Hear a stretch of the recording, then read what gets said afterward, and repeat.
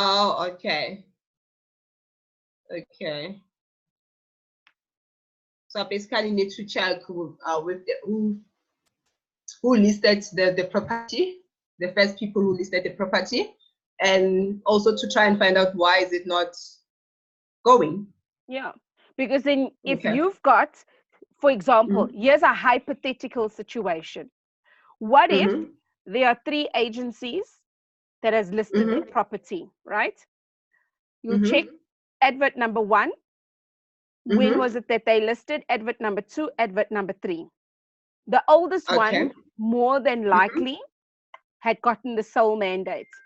Look at Okay. between the first one and the second one, how many months or weeks was it?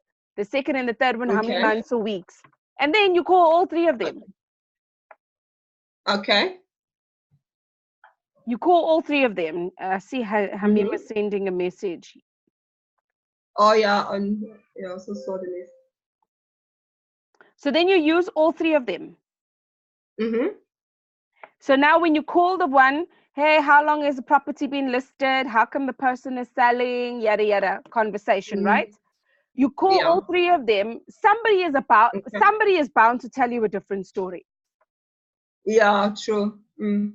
And the Okay. one, and then I usually just say to myself, okay, for the one that told me a different story, I'm going to ask Mm-hmm. them, let's go and view the property. Okay. Oh, okay. But I mean, All right. it's not anything scientifically proved. I'm just saying, for me, that's what I did. Yeah, Because for then I you, thought, that's yeah. for whoever's going to tell me a different story, are they telling Mm-hmm. me their perception, or are they actually telling me the truth? Because Okay. everyone's going to have the same kind of story, same kind of vibe. But back at the ranch, you Mm-hmm. then want to know, okay, what's the deal? Okay. Yeah. All right. I will work on it again tomorrow. Okay. So another one that I've done today, I went to view this one. They're actually selling a land. Okay. It's around Soweto, so I also wanted to go and find out, like, because I know you hardly get a land, so I wanted to check out like what type of a land and all that. So it's quite a big land, but I don't know how to approach this one. I know the first thing that I need to do is to do a due diligence to check like the area and to see if what they are quoting for that land is it in line with the area, like that amount, is it fine for the area? I don't know. Is it the first thing that I must do? So I want to ask this question. What Mm-hmm. is your strategy? What is your Okay. property investing strategy? Uh okay. I think I wanna go with sourcing, but at the same time, I think the thing that I've always wanted to do, like personally, it was to more sort of like invest on the land where I get a land and build like those mini flats or something. I think that's what has always been at the back of my mind, but I don't know which strategy does it fall under. Do I fall under an investor, or Yeah, where do I fall under? so then my next question is, now that I know what is going on in your head, because I'm asking that question so that Mm-hmm. I can get insights, right? Okay. So just one second. Hi, Tandi. Hi, Tandi. I hope you're fine. We're just addressing something that Liz is talking about.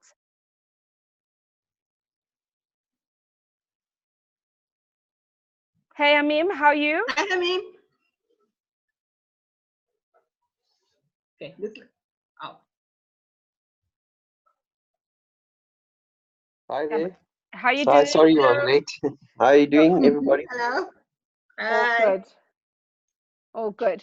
So Liz and I had just chatted. I just thought I would first acknowledge both you and Tandi for coming in, so that Liz and I can complete the conversation without entirely ignoring the presence of Sorry the about two that. of You're a you. little late. No stress at all. No stress at all. Like I shared in the first day, I usually have that leeway, and if I start a conversation with the first person that comes in, we're not only just buying time, we're just also answering other questions as well. So it's no stress at all. Yeah. Tandi, we can't hear Sure. you. Oh, okay. Oh, there we go. Now we can hear you. Oh, okay. How you That's doing? fine. Sandy, we miss you. I'm Can't see here. your face. Sorry, I'm here. Okay. I'm good now. Awesome stuff. All So, right. okay. So Yeah. Liz and I were just talking about some of the stuff that she's been up to this week. And I'm just asking her a few questions to understand the strategy that she is busy with. Okay. So Liz, back to what we were saying, right? So now you want to purchase land to build something small, Nyana, but you also kind of got sourcing around. My next question would then be, do you have the funding for the building, or do you know how to get the funding for the building project? Okay. So far, I have approached one person, which is my dad, because I know he also wants to sort of invest in same thing that I'm planning to go through to invest in. So yeah, but in terms of getting other investors, I'm not sure how to approach them. Okay, cool. Yeah, because I think it's a project that will actually need a big investment. So yeah, I will definitely need to get more investors for it. Okay, cool. And then I want to ask the last question. What you were just talking about and the necessity and the needs around that strategy. Are you in this to do something for long term, and you okay to be long term doing this before you get results? Or you say to yourself, maybe one of my strategies could be to fundraise. Fundraise could mean flipping, joint ventures, sourcing, or whatever the case is. Yeah, I think one of the strategies will have to be that we'll have to be sourcing, because I need to get funds ASAP, even though the building stuff, the investment in terms of building the flats and all that is going to be a long-term sort of investment thing. But yeah, in terms of getting the funds, I'll have to look into sourcing. So I think so far I'm going to be comfortable with doing sourcing. Okay. So yeah, that's what I want to try. Yeah, so the whole aim is asking those questions is for you to understand, what is your low-hanging fruit now? What do I want to achieve in the now? I respect 10 years plans and 5 years plans, but remember, the thing that gets us going is whatever it is that is biting us now. And I use the word biting in inverted commas. What was biting and pushing TJ and I? It was the 5 million. 5 million. Yeah. Right? So that was our immediate need. So I would like to say to you, find your immediate need. And when you get that need fulfilled, will it then be okay that you're going to have a 2 to 3 year project? Because potentially it could be 2 to 3 years, because you need to meet investors. You may need to go to TAF. You may need to understand the whole process of rezoning if you get a land, and. You know what I'm saying? So I'm not saying it's not the right strategy. My question is it the right strategy for now? No, I'm with you, yeah. So evaluate those and then focus on what it is that you're after. But if you say to yourself, actually, I'm going to do them in parallel, then that too can work, right? And then you're going to have to divide your energy accordingly. Okay. All right. I think I like that one, the parallel one. Yeah, because then you're saying to yourself, I'm going to sort out some of my needs right now, but I don't want to lose my vision. I don't want to lose my goal on X, Y, Z. So you're going to then work in parallel, but then it's up to you now how much energy you give into each of these strategies. To both, yeah. Yeah, no, I'm with you. Okay. Does that make sense? Yeah, no, it does. 100%, yeah, I'm with you. Fantastic. Thank you. No problem at all. That's what I'm here for. So ladies and gents, welcome to week 2. Hello. Yes. Welcome, everyone. Good stuff. So welcome to week 2. Week 2 is all about running numbers. And before I even start off with running numbers, I want to say that I love the excitement that you guys bring to the group. I love the fact that like almost the next day you guys were like shooting, like I want this, I want this, I want that. I just want to share with you that you may feel like you need everything all at the same time, but what I've learned from experience and from putting this structure together is that I've put the structure intentionally together so that we can start creating a foundation. You will not need the NDA already before month end.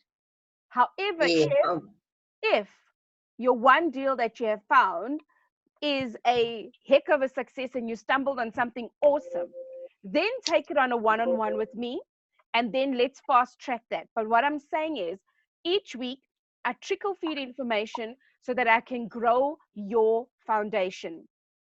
The initial foundation is, how do I find something? All right. Now that I'm looking for it, I'm not putting in any offers. I'm not even giving verbal commitments. I'm not doing anything until I run numbers, which is today. So when you now run numbers, it will then show you how you need to start separating your emotion from the numbers, which is logic. Because the numbers will then tell you, hey, by the way, I am on track, or I am not on track, or I need to take a builder with me, or I need to do further homework, right? So week 3, when we start talking about negotiations, and week 4, when we're talking about suspensive conditions, those two go hand in hand like this. So after the first month, if you all of a sudden have got a deal, you've got your 4 blocks in place. However, there's a deal that I'm currently working on that's just about coming to fruition. I've been working on it for 9 weeks. Yeah. Yo, going back and forth. Yeah, exactly.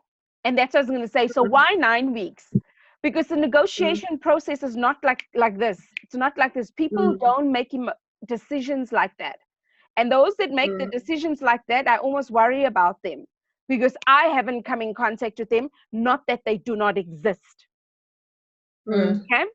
And somebody that is selling their house is still emotionally attached to some stuff. So for me, there's a deal on the cards, 9 weeks. There's a deal that came onto the cards 4.5 weeks ago. It superseded that other deal. That one is already up for sale. And there's another one that came onto the cards 3 weeks ago. It has been sold. So every deal has a life cycle of its own. Okay. Sometimes investors will take longer than others. Like right now, my Melville deal or my Richmond deal is back in my hands because there was, and this is already the 3rd investor that I've gone through that's done due diligence. Interesting. Okay? So I say all of that to say I absolutely love the energy and for the fact that you guys come and say, this is what I need. But when I withhold, I need you to understand why I'm withholding. Yeah, sure. Is that okay with everybody? Yes. Yes. Awesome stuff. So today we're going to jump into numbers. And I was speaking to the gentleman in our midst. Do you have the address for us? Or do you have a new deal that you'd like to get into? Yeah, I've got the address. We can go through it, but I worked it out myself, and I noticed it's not going to be a good deal because, like you said, you need 2 exit strategies, and if you flip it, it's going to obviously do a loss. And if you rent it out, maybe you could make, because it's costing a lot, to put down, and the returns is not favorable. I don't think the percentage, the amount of work that you're going to get involved with is not. It's not worth the while, basically. That's what I think. But we can go through it if you want. If you want to maybe put the numbers on the spreadsheet and see. Sure. Do you want the address? We can certainly do that. Just before we go do that, I'd like to hear more feedback from, now that you saw how did you feel prior to doing the numbers? And now that you've done the numbers, how do you feel? Yeah, you see, like when I first saw the deal, I thought it was a very good deal, and I was, like you said, all charged up, and I was ready to, do even sign the offer to purchase. And I Okay. thought, now, yeah. So when you talk about numbers, and when you work out how much it's going to cost, and the long term, the different, if you have a problem, and there's no going back. So the numbers actually tell you, no, you actually working logically instead of with your heart. So basically, you gotta detach yourself from it emotionally and work out, make sure that it's profitable. In the end of the day, then like you said, the numbers is the most important thing, because your emotions is not going to pay the bills. Your profits, obviously, that's what you're looking after. You're doing all this for profit, not for anything else. At the end of the day, you need to make money, and that's the thing. Yeah, I know. I just worked it out, and I said I'd rather go for a smaller amount, instead of a million, and then you're gonna bite yourself afterwards. Even the investor won't be confident with you if you're spending so much money and you're not getting your returns. Yeah. Awesome stuff. No, thank you so much for that feedback. I really appreciate it. For me, what's interesting about coaching and going through this process is that it helps us to start peeling away the onion, because week by week we start taking our emotions out of the game. Because property investing is not about emotions. And I never really understood that, though, at training, I must admit. And when I got into the coaching side of things, and my mind started shifting, and I thought to myself, flippin' hell, because the first couple of weeks I was revved up. I thought Lawrence was so slow, and I thought everyone's not catching up with me. And so I recognized very quickly, and that's why I can empathize with any one of my students. When you're on that fast track and that excitement, I know that feeling so well. And that's why I respectfully share, you know what, if there's anything, I understand this process, because generally in the first month, I have not yet come across any of my students or even my associates that I've met that in the first 4 to 6 weeks that they have actually found an opportunity straight away. TJ and myself, it was at opportunity number 62. Yeah. Now imagine we're both working at it, right? We're both putting numbers together. We're both sending it to our coach, right? Because as a household, we would work via him talking directly to the coach. Everything that would go through, it would go through him going, but I'd always be CC'd on the emails, and this is how the three of us would have a conversation. And that's why if there's anything, I know that the method of going about doing this coaching, learning the skill piece by piece by piece by piece, that in the first 4 weeks, you literally get to knowing the parts that are not moving parts. You get to knowing the foundation of, I found a deal, I've done numbers, now I'm negotiating, and if I have to sign an OTP, what suspensive conditions am I playing with to buy time? Had I not played with suspensive conditions here, one of my deals that I got 9 weeks ago, I could have been in hot water with it right now. But each week as we went through, fortunately or unfortunately, I can't say whether it's fortunate that somebody else got sick, but my seller got sick along the way. And my seller delayed by a week and a half to sign the stuff in the OTP. It created more time for me. And also knowing my seller is sick, there's no other deal on the table. And if they've got another offer, I need to know about it anyway. So for me, I then started understanding pacing myself. Cool. Yeah. So let us go into the first thing we would do. Let me see here, show all the windows. I've got a number of windows open. I don't want to close two. Oh, there we go. There's the deal calculator. Okay. So we're going to go into our spreadsheet. Okay. And also just on that note, I'm just wanting to, we've established what has been done this week. Okay. And the homework of going to potentially look for opportunities. If you didn't get a chance to do that, still keep pushing. It's okay. This is I don't know if you want to, sorry, Genevieve, if you want to go through this other deal. I went to look at a house today on Jansmats Avenue. I know Tandy was helping me also. It's a house that it's a deceased estate. and the seller or the agent wants to sell it on behalf of the lawyers or the seller. So I don't know if you want to put this deal in here, and you can do that. Whichever you're comfortable with, because remember, Okay. I did say, guys, if there's anything I know throughout my coaching, I genuinely have a deal on the table, and I do. However, I choose to put my students' deals ahead of mine. But if nobody had a deal, mine is the backup. So the deal you choose that we do. Okay. Yeah, I think it'll be easier because the other one in Kempton Park, I don't know. I don't know if it's gonna materialize. Let's work on this one rather. No problem. In the chat. Yeah. Sorry, but then Jenna, will you take us through your deal as well, so we can do two? Sure, no problem. Let's see how time permits to see the Okay. learning process. I'm happy to do that. No problem at all. Okay. Cool. So Hamim, what I would like to know is, drop in the chat field, what is the address?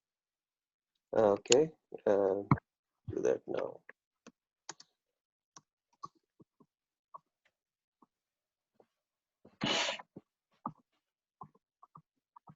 Did you pull a Lightstone report for this?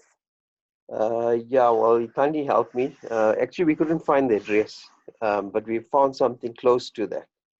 Okay, no, let's see why we couldn't find the address. Okay, so let us go into Google.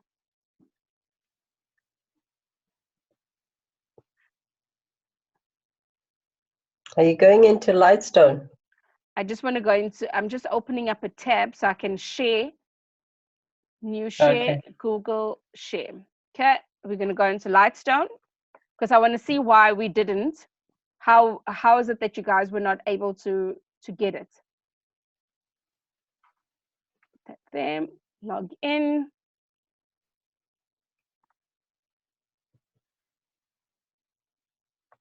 Oh, come on, Jenna.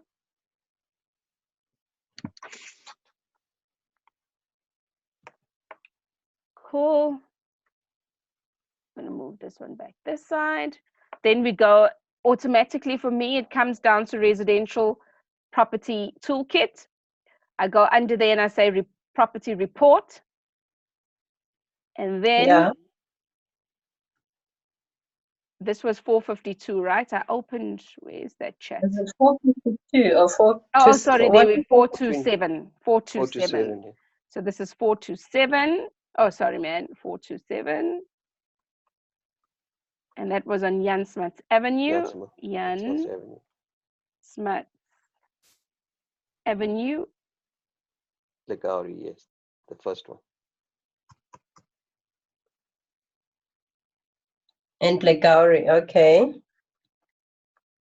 And then suburb is also Legauri. Okay, I see what you guys. So then the address, more than likely, if the fields took everything, then the address must be registered on Lightstone as plot number something. Okay.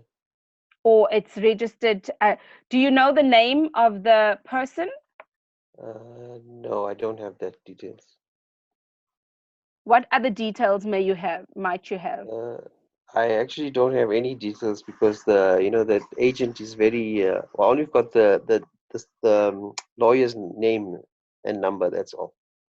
They won't want to give me much information. Okay, so in the chat field, let's see if we can do that. See if you can. Let's see. No, there's no attachment field. Email it to me or send it to me on Telegram, the one that you've got. Okay. So this is a freestanding house that you guys had gone to see. Yes. Yeah. Oh, I went to see. Yeah, Hamim went to see it. Yes. But I tried to help him on Lightstone to find it. So tell me, are you sending it to me on email or Telegram? I'll send it to you via email. Okay, let me just see if I can find it quickly. Cool, because it will be interesting to see. Did you pull just like a neighbor's report or something? Yeah, well, she gave me the closest address. I think Chandi. What was it? No, I don't. What address did you give me? I don't remember now. But it was an empty stand. Fair enough. I want to see on Lightstone some of the details. Yeah. Okay. Yeah. Can you email it, Tani? Yes, I can't find it. Okay. Let me look. Let me look. Okay.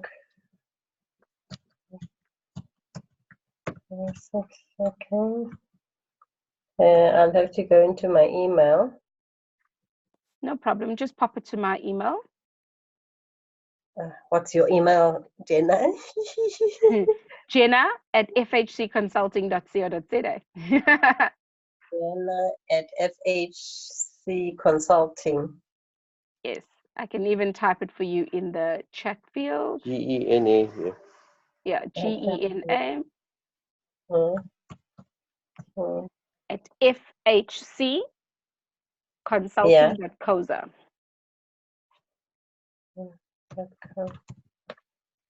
Okay, let me see now.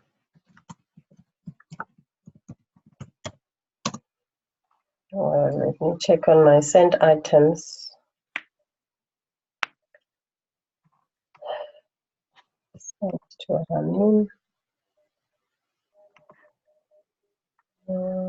Jenna.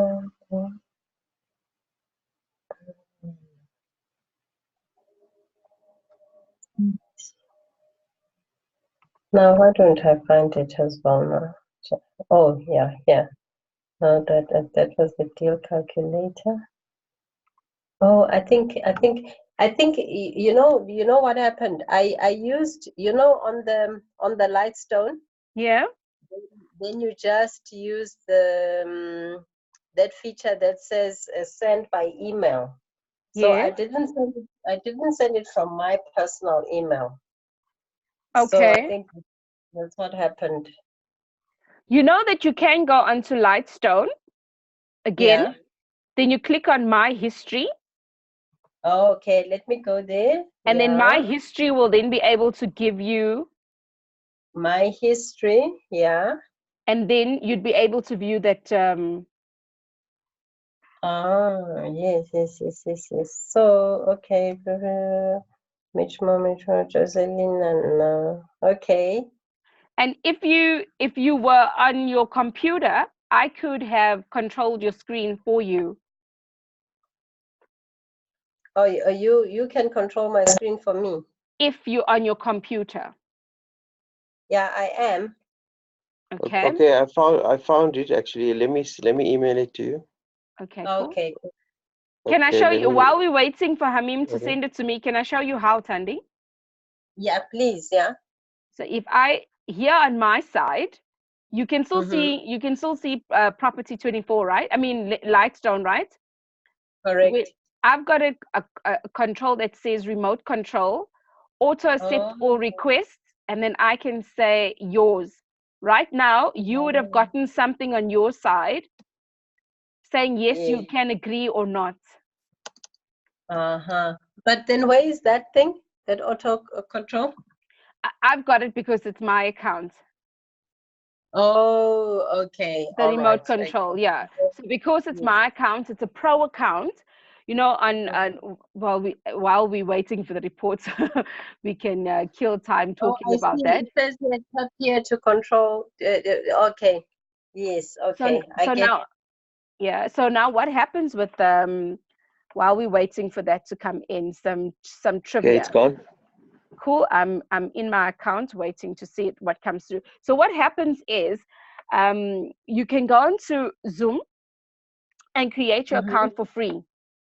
40 minutes into the process, into talking, they will tell you, they'll give you a countdown and say your 40 minutes that is free is over, which then means you and the person that's on Zoom will log off and log back in again. Now when you pay, each package has got a price. When you pay a price, you can be however long you want to on Zoom, and you can choose your meeting ID. And if you guys look at my meeting ID, it's my cell phone number, except the 0 is at the end and it starts with 83 and not 083. Okay. Have you ever seen my meeting Zoom ID number? Yeah, 834021. That's my cell phone number. Okay. So then you can customize it. So with all of these different packages that one is on, for me, this is a business tool that with my clients that are local in Johannesburg, local in South Africa, and those that are international, I use Zoom. And every time I use Zoom, I record, I download, I upload onto YouTube, and I give them the link, just so that coaching becomes efficient. Sure. Cool. Let me just see. Yeah, that's what I'm saying. Just some trivia while we're waiting for the email. It says receiving one of many emails. Okay. There we go. Hamim. Let's open this one.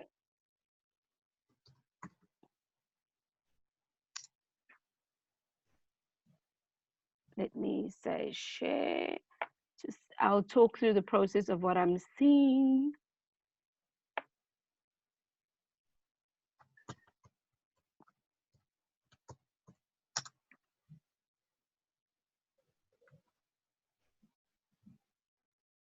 What do you guys see now? Okay, we can't see the shared. We're not seeing your shared screen. Shared no, stuff. not Okay, yet. why is it taking long?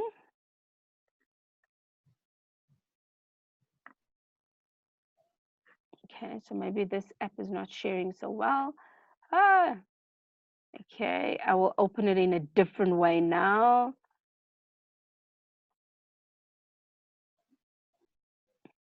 Oh, come on, play nice with other kids. Now this is just being naughty with me. Save as.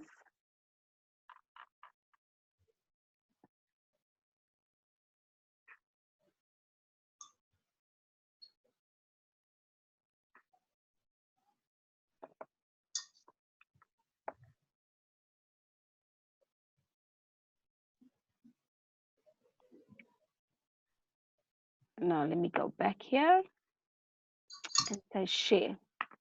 Boom. Okay. Okay, now we can see it. Yeah. Yes. I just now when I opened it, it defaulted to Internet Explorer for whichever reason. Okay, cool. So now So 475, yeah. Yeah, so isn't it that you guys said y'all looked into the neighbor, right? Yes. There's a 473. There's a number of different things, but what was of interest to me was to see the legal description. It shows that it is earth number 2862. So some of them are probably then registered under just the earth number. Yes. But then you see here, this one has got all the details to it. So this is why it was picked up. So maybe, and this is a guess, that potentially at the deeds office, they have not added this street, suburb, and street number. Here, they even got last sales price not even recorded. So this is probably something that you may be able to pick up on Windeed, on some of those other older tools. This is interesting. This is the city of Johannesburg. So this is the park. Yeah, but this is not. It's 475. It's quite a distance from here because it's 427 that I'm looking at. No, for sure. I certainly understand what you're saying. Yeah. Just trying to see what else is. What does it come up as? 422. I see, but I don't see the street number. Oh, there we go on the left. Yeah, you got. There's no Jan Smuts Avenue on the. Yeah, that's what this is what I was actually looking out for. So they probably have got it registered as something else. So we're not going to work through that one because it doesn't make. We don't have information to work through. Yeah. Okay. So it looks like they don't even register. But But if you go on to like property 24 and you can see the last, sales, last sold properties. Cool. So let us go into here. Alrighty. Property 24. And just search for maybe 427 Jan Smith or Jan Smith Avenue, Blegari. What area did you search for? Blegari.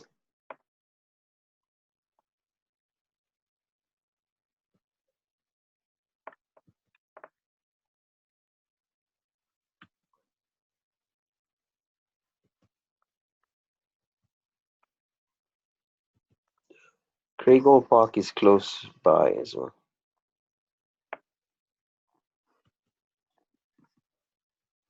So do you remember the link that you had gone into? It was Gumtree. It was on Gumtree. Oh, I thought you saw it on Property 24. I was just looking at the property valuations on Property 24. Okay. Yeah, let me just see if I can find the link. Then I'll put it on the chat.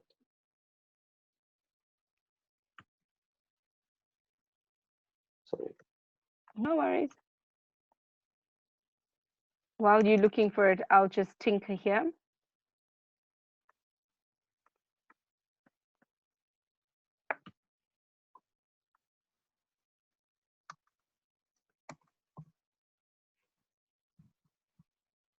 Did you find it as a TLC, deceased estate? Yeah, it was basically a TLC fixer upper kind of ad. That's where I found it.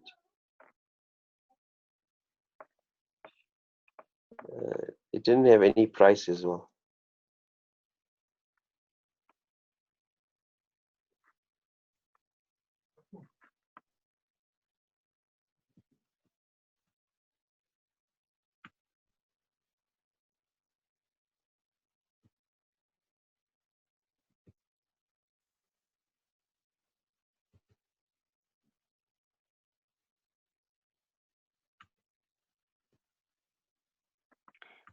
Did you select the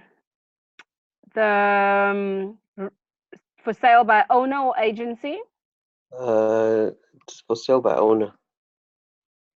Because I know you said you liked that one. So I Yeah. thought I might as well narrow down all my Yes. while you're looking for the I don't know. I don't see link. the ad anymore, so I think they've taken it off. I'm not too sure what's going on here. Did you find it under Johannesburg? It could be under Johannesburg, yeah. Or Gauteng. I just searched Gauteng. Okay. TLC owner. Let's just see. Oh, there's only 2 ads coming up now. I don't know if they've taken it off.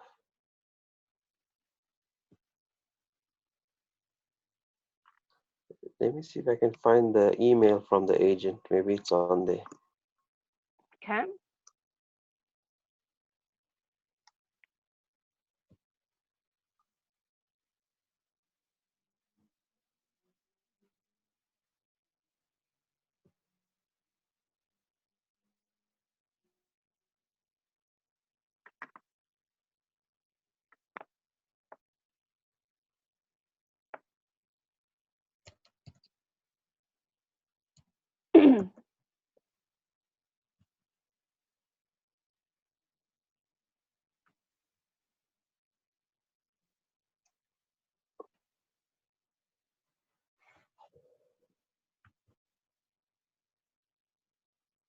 Here we go. I found it. Oh, wonderful. Because I was just about to say, I think in the next 2 minutes, if we don't find anything.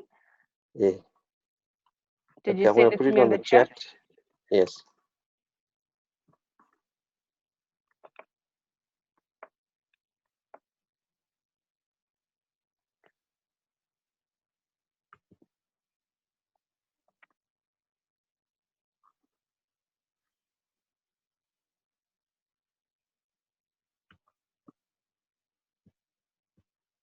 This is a real fixer-upper kind of a house where the walls are cracking, the roof's falling apart. There's a pool that's like, empty. There's a jacuzzi.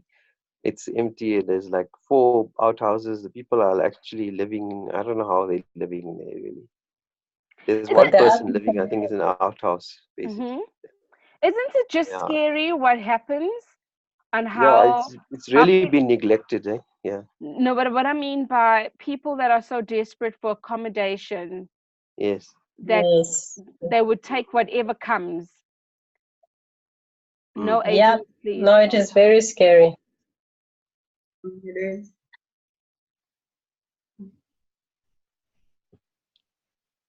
No, that is true, hey? It's shocking. Yeah, you see, they don't even give any information that we could potentially use. Because here it says it's close to Randburg and Craig Hall, but like with the Jan Smuts address, it is a number on Jan Smuts. it's a service road, actually. It's not the Jan Smuts Avenue itself. Yeah, you see. Yeah, then we're not going to win without a proper address.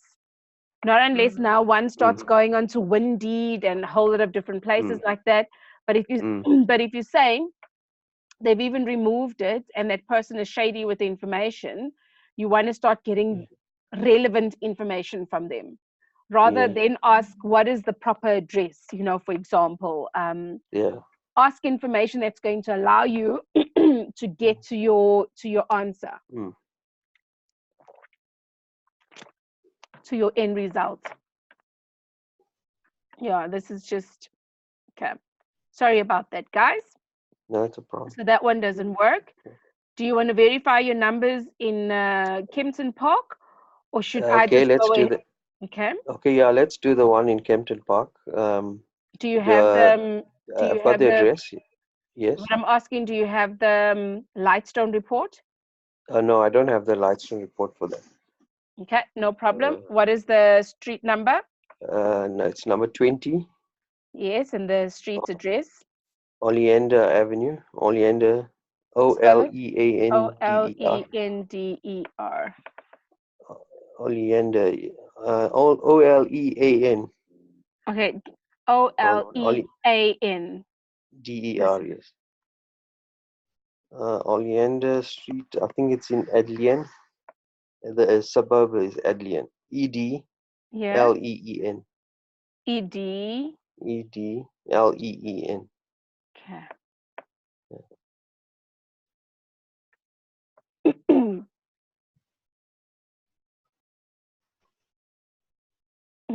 Do we have another one like that? Do you know the person's name? Yes, let me just get it. Pariksha Kutsia. Okay, please put it in the chat. Okay. Okay, let me get it for you. Put it in the chat. And then if you've got this person's ID number, perhaps. No, I want to have an ID number. I don't have an ID number. Let me just check if I've got any more information. But I must say that her name and surname is quite distinct. Yeah, it's an Indian lady. I think she's married to a white guy. She sounds Indian though. That's exactly my assumption. Or she is a white girl that's got some Indian roots about her. Yes. And she changed her name to Pariksha when she went on a voyage of discovery. Maybe. No, that doesn't come up.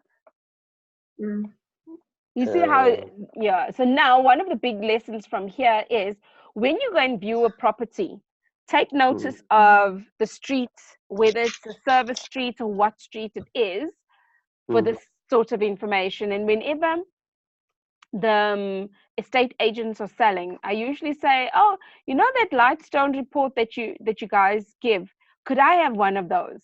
And then for me, that also clarifies for me the details I'm going to look for. My last 4 deals, and I didn't have to come online because they gave me the Lightstone report. Pariksha Kutsia. No, that doesn't even come up, Is there no other information you may have? Let me just Oleander. I've got it. I've got the actual picture on Google Maps. But I suppose if there's anything, it's not the end of the world. It's just a good verifier. Yes, I'll put it, it's actually avenue, not street. So I don't know if that will make a difference. Okay, so it's number 20.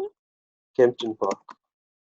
Maybe search under Kempton Park, not Adelaide.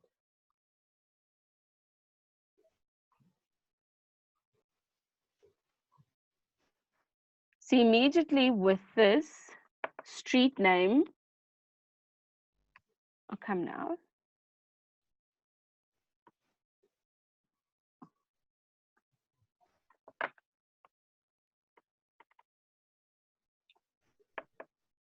See, it gives Edleen. Yeah, Edleen. Yeah, number 20.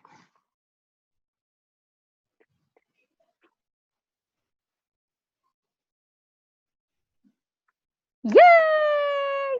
See, Pariksha Naidu. Yeah, she's the person I do. Then I could see her. Yeah. See.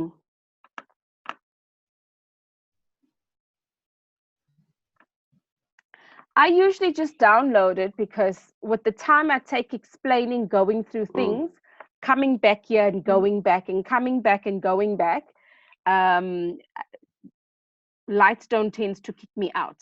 So I'm just going to PDF export it. How much do you pay for this service, like on a monthly basis? Do you have a subscription, or is it just I've got a yearly. We've got a yearly subscription.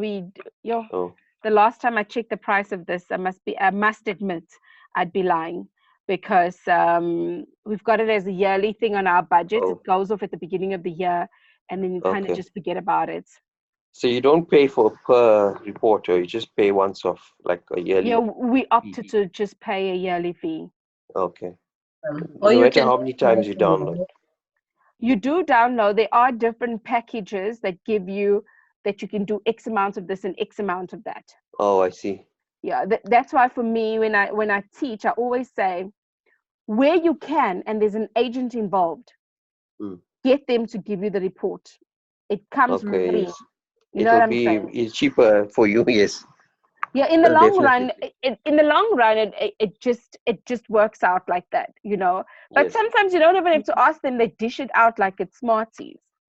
Okay. So what is the physical address? Okay, so we're just gonna. Yeah. What? Can we put that in property 24 and see what the going rate is or valuation? Cool. So now let's then start our tonight's process. We started off with a bit of exploration. Your screen sharing is paused. Resume. Screen sharing. Okay. Why did it pause? Cool. So now I want us to go back to the beginning. Cool. What I would have done here.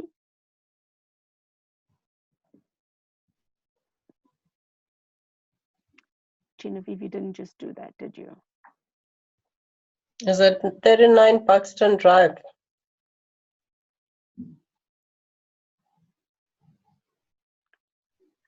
Okay, so what I would have done here, I've opened that. I have opened, and this is the 20 Oleander. So here, 20 Oleander Avenue, Edleen. How do you spell Oleander? Is it on this on screen? I can't see. I think you misspelled it there. Did I? Genevieve. Cool. Olean. I'll take out the D from after the L. Thank you kindly. Cool. So now, generally what I do, this is the beginning of the process. So technically everything that we've just done up until this point is good exploratory to see that sometimes things may not work out. If you get to this particular point and you're frustrated, it's something normal that does happen, right? Okay. So now what I generally do is I open up my deal calculator. everybody will get a copy of this deal calculator at the end of today, and I will also add it. Would you guys prefer me to email it to you or to put it on Telegram? You can email it rather. Email but I've got it. one already. Email it. No, but it's not the same one. Hey, Hamim, this one is upgraded. No, I've got the one that Genevieve's given me. The one that we worked on. Okay. Yeah. Okay. Okay. So now, no, that's good. Cool. So generally when you start the numbers process, this is what I do. You're going to find a system that works for you. The moment I open up my template, I make a copy of my template. Right. I make a copy by going in, I'll type in the address, I'll go in, I'll say save as, and let me go and save it on my desktop so that I can send it to you guys. Send it to desktop. Okay, on my desktop, then I'm going to call it by its address and save. So now I know I'm not working on the original template. There's a reason why I do that, because if there's any sort of calculations, I get messed up and I get frustrated along the way, or I put some sort of numbers in incorrectly, or whatever the case is, I then know my template is safe. Original one is there still, yeah. Exactly. Okay. And I also want to keep a record of every set of numbers that I run. And if I go in and I say my folder's name is Genevieve's Deals, in that Genevieve's Deals, each folder will have an address, meaning all these numbers that I've been running, when I go and open that folder, the proposal and the numbers and the pictures and information that I've collected, whatever data I've collected, I can then put it all into that particular folder so that I can keep it for my perusal whenever I need to. It's then at my fingertips. For example, here, let's just go and say new share, you'll see my file structure. I've got Dropbox, and with Dropbox, you'll see some of the things that I open regularly, right? If I go into Delarray, that's one of my deals. Delarray, I now can see I've got something that was signed, it was signed. I've got a PDF version of the deal. I've got the Word document of the deal. There's an NDA. There's all sorts of stuff. There's what's the name report. There's other report that I gathered to substantiate this deal and all of those things. Okay, so you've got Jenna deals, and each deal has got its name, and I name it according to the street. Okay, so you can also then choose the way you are going to name your process. So right now we just opened Oleander Avenue in Kempton Park. Hamim, when you found this deal, did you find it online? Yes. No, actually, I did put out an ad on Gumtree, and the person responded. So she responded to me. Yeah. What ad did you put out on Gumtree? I just said looking for fixer upper, like how you would do. I love it. You've taken it to a Gumtree level. Well done. Yeah, and I got this response from her basically. Wonderful. So it wasn't an ad online or anything. Okay, perfect. So in terms of the purchase price, what did she say that she is selling the house for? Before she wanted 1. Yeah. Yeah, before listing price, she said she spoke to other agents and they said 1.4. 1.4. Yeah, but she's willing to negotiate. Okay, cool. Up to maybe, I think the maximum or the minimum she's going is 1.3. So let's leave it at 1.4 for now.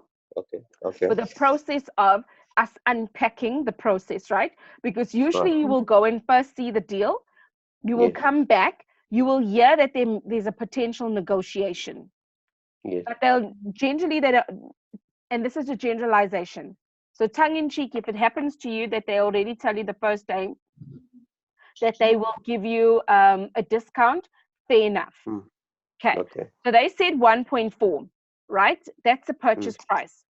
Now, when we are busy in the buying costs, generally the loan to value that we go on is 80%. This can be negotiated with the bank. The reason we go on 80% loan to value is that this is a rule of thumb of the best case scenario, because you may just get an opportunity and then the bank says to you 90%. What have you just then scored? You know, your deposit is then less. What's the name? Less. It's 10% You got to less. pay less. Yeah. Absolutely. So now Okay. if they tell you 90%, so instead of paying 280,000, you're now paying 140,000. Okay. Okay.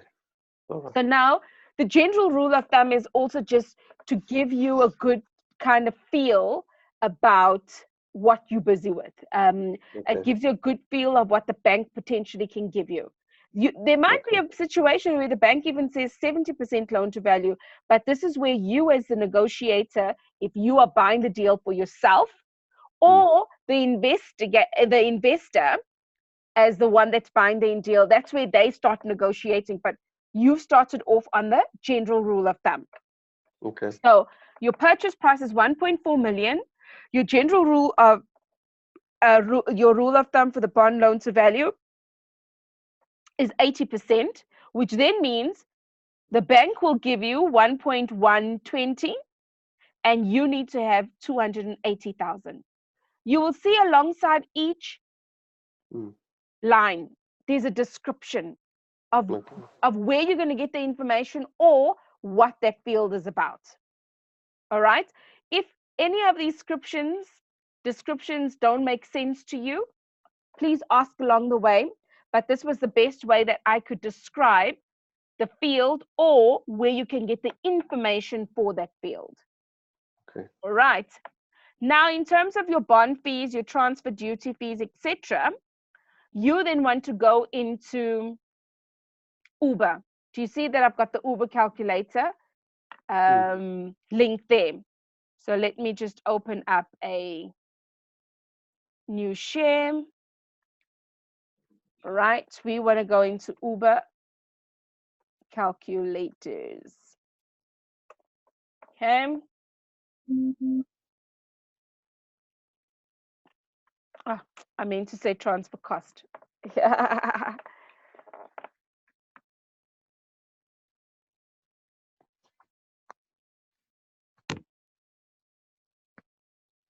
Transfer cost calculator.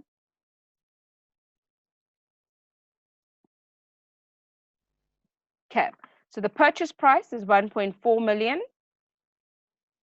The loan amount was 1120. Did I get it right? Yes, that's right. According to our spreadsheet. This is a freestanding? Yes, freestanding. Okay. Generally, the people are not registered for VAT. And this is a natural person. You want to then calculate. So your potential bond and transfer fees is 76,629. So I want to pause at this point and share. Industry standard dictates that Uber is one of the calculators that is closest to what the bank will charge. However, what I usually suggest to my students to be conservative at about 2,000 or 3,000, just to round off the number so that you're at least close. Sometimes others will go 3,000 to 5,000, 2,000 to 3,000. So this was 76,000 something. So we will put it at 80,000. Just so that we've got a round number, we're conservative with our number. And if Uber does come in with the transfer and bond cost at less than that, then it's all good in the neighborhood. Okay. Now, if you are sourcing this deal, there's different ways of working out your sourcing fee structure, right? This will come at the end of running numbers. And you will see why I say that, because here it says either 10 to 15% of the purchase price, which in this case would be 140,000, okay, at 10%. But then you want to be realistic. You want to understand what is going on, right? You want to understand what the investor is going to make before you start putting in your own fee. And then others will say 10 to 15% of the profits. You'll only know what the profit is at the end of the process, right? Yes. And others will then say time and effort. I work on a time and effort and experience, and how hard did I negotiate? Like right now, I sent through some feedback for you, Hamim. It was actually quite ironic that you asked about SAP Connect, because I Yes. said to myself, well, I know somewhere along the line I preach SAP so much. One of my students are going to ask me this. So I started the process. It was last week, Friday. So Friday last week, I went into SAP Connect. And because I knew that I've got deals on the table, I started the process and I just clicked where they said I must click. I added my details. Link. I started filling in this form, and I found the form an irritation in my life.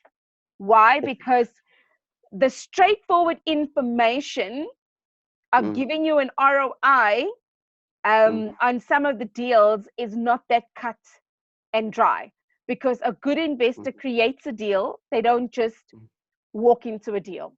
For example, I created a deal with the Melville deal where I said it's a potential HMO, it's a potential student accommodation, and that was the one that I spoke about at the one-day training, right? So now, how am I going to tell you all of these different scenarios? I can give you one of the scenarios, but as an investor, they may not select that scenario, and they would have said, but Jen, where is my 18% passive income, right? So I filled it in, and then I decided, actually, this is annoying. I don't like this form, but let me comply. So all I did was I put in all the highest things so that I can get through the process. And eventually it said, somebody's going to get in contact with you. Then on Sunday, or was it Monday, I got an email from Dave McGlashan saying, complete this form. Now I started completing this form, and it felt like I was running the numbers all over again. Within that form, I was then filling in all of this ROI stuff, and then I got frustrated. I closed the form. I emailed Dave, hi Dave. And I started off the email with, let me go in there and I'll show you.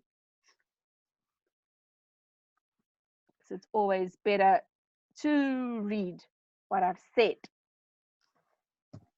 Okay, I tried my best to be polite. So now, so that you guys can see, told me to please submit this form.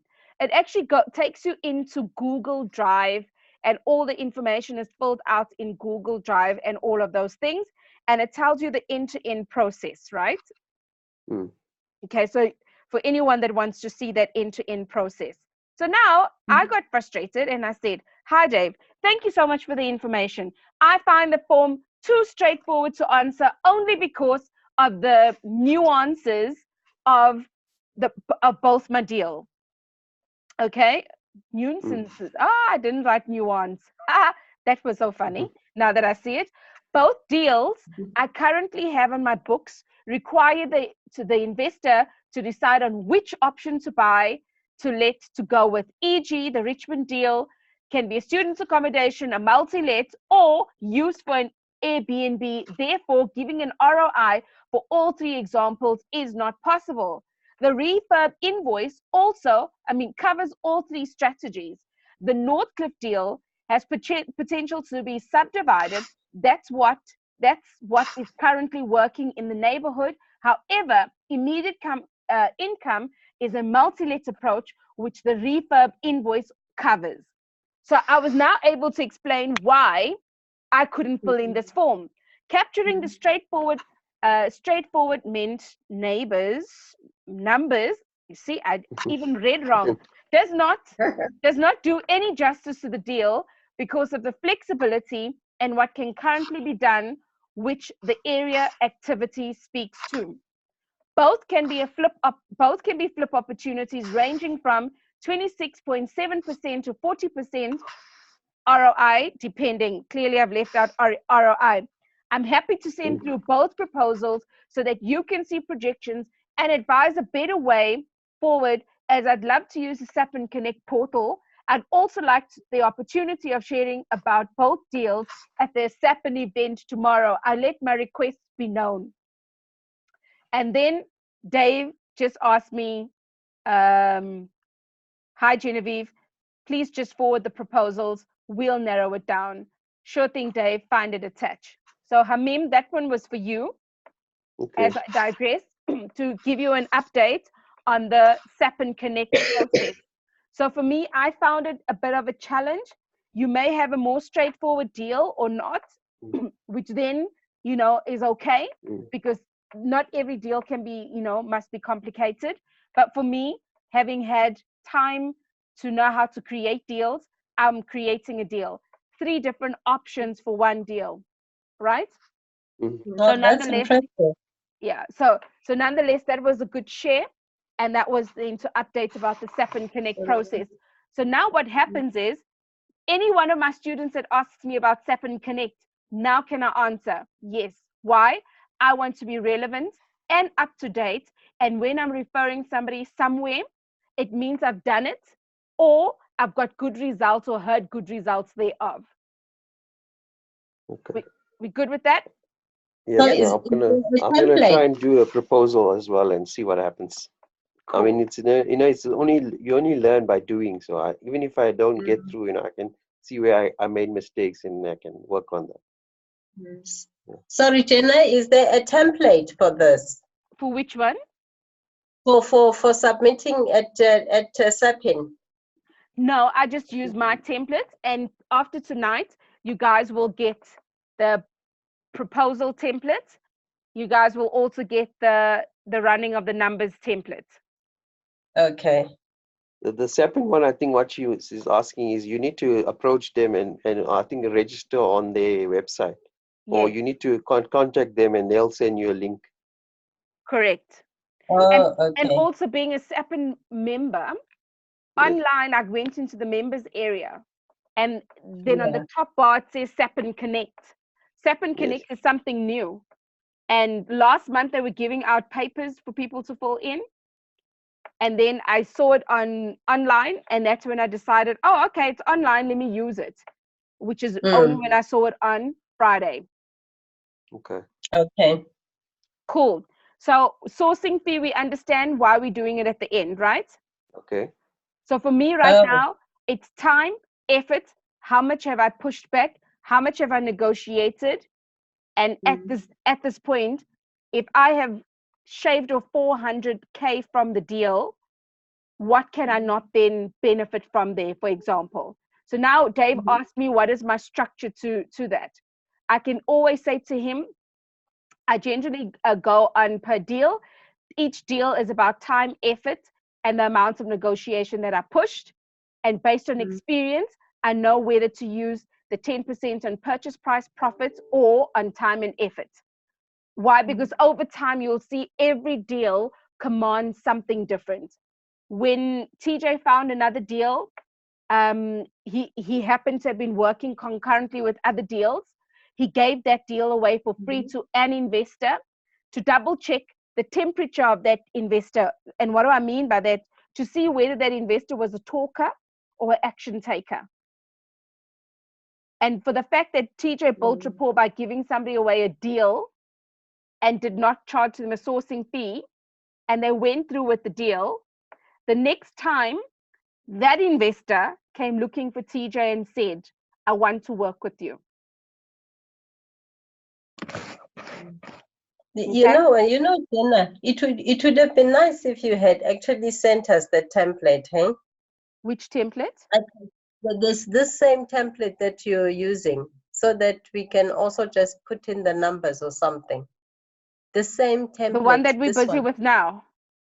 Yes, yes. So now, because I'm on my phone and it's actually very small. Fair enough. I recognize that. However, during the coaching, what I have found when I did when I did that before, there was too much distractions. Yes. Okay.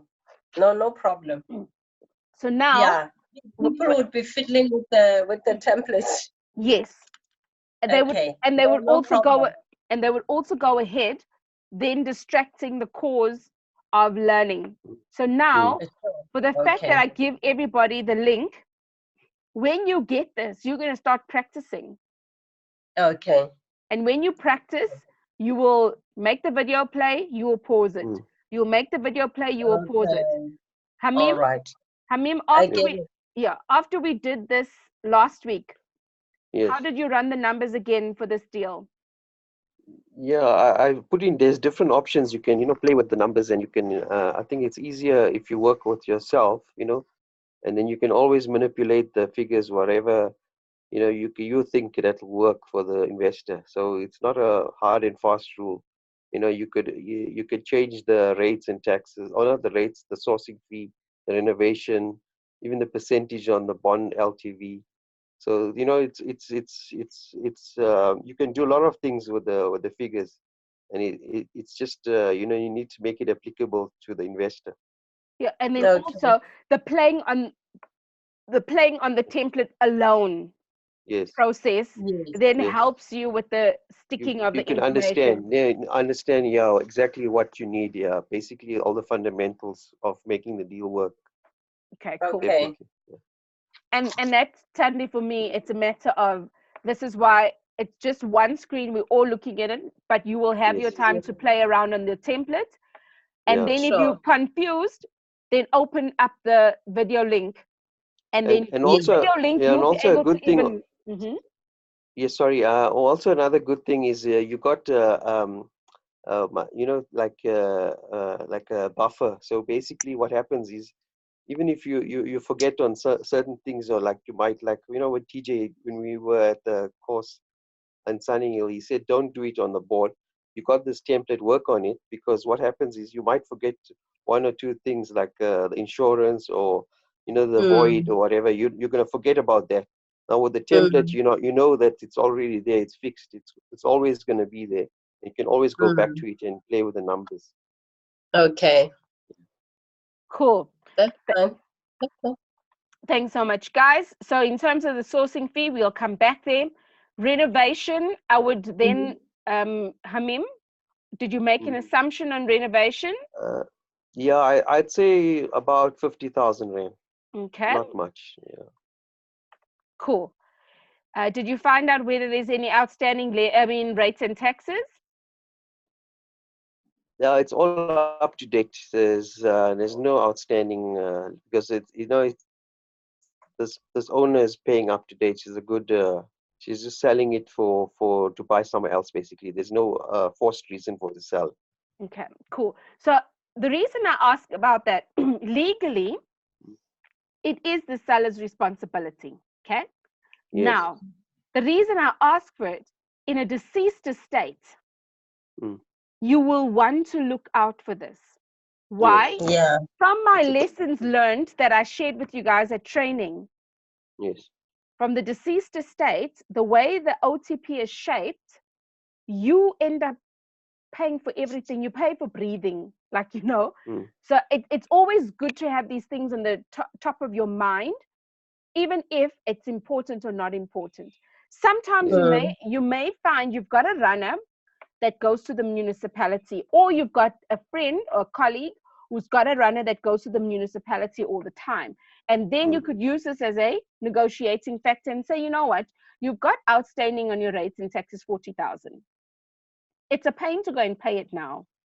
So how's about we take 40,000 off the purchase price, and in the offer to purchase, I'll say I'm paying for it. Yeah. It's a negotiation tip there. Back at the ranch, the runner, when they go to the municipality, may have a bit of a story and then get a discount for you. And then you could have scored in 10,000 Rand, having to squash that bill, given the runner the daily fee of 1,000 Rand or whatever the case is, and you still won on the purchase price. Okay. Does that make sense? Yes. Yeah, where do we get these runners? I must admit, Thandi, they talk about it quite a bit at SAPN. There's some of the investors that talk about having their runners. I have not personally used a runner. Okay. Because for me, all my deals, I've sourced a joint venture. And in my joint venture, I then said to my investor, be an armchair investor, and I will be the project manager. I'll bring my tools and tricks to the table. I'll negotiate. I'll do everything that I need to do. When you come in to close the deal, if you feel that financially we should have less than what's on the table, try and come in with your negotiation tactic. We close the deal and we run it like that. On that note, when we are doing renovation, I will be the front line. I'll constantly have a conversation with the guys doing the renovation. And then when it's time for you to come and have a quick check-in, I will let you know which date is better. So literally, I'm allowing the armchair investor to be just that, an armchair investor. Why? Because this joint venture, I'm bringing in my skill, my talent, my time. They bring in their money. Yeah. Okay. Okay. All my joint venture investors must, as a precondition, must have training and coaching so that they do due diligence. I do due diligence. We sit at the table and we bring our due diligence to the table and we co-create. Yeah. So in future, if you are going to be working with an investor, make sure you've got your preconditions, because if you've got preconditions set, it makes the understanding a lot easier. And those are words I'm quoting from the book I'm currently writing. So what are those preconditions? For me personally, I position to the trainer, to the investor, you must have gone through training and coaching. If you haven't, don't come to my class. Go somewhere else. Yeah, okay. Why? I hear Because you. I want two different perspectives to the table. In as much as this afternoon, I read that email 3 times before sending it to Dave, did I not pick up 3 errors now when I was reading it back to you guys? Yes. Okay.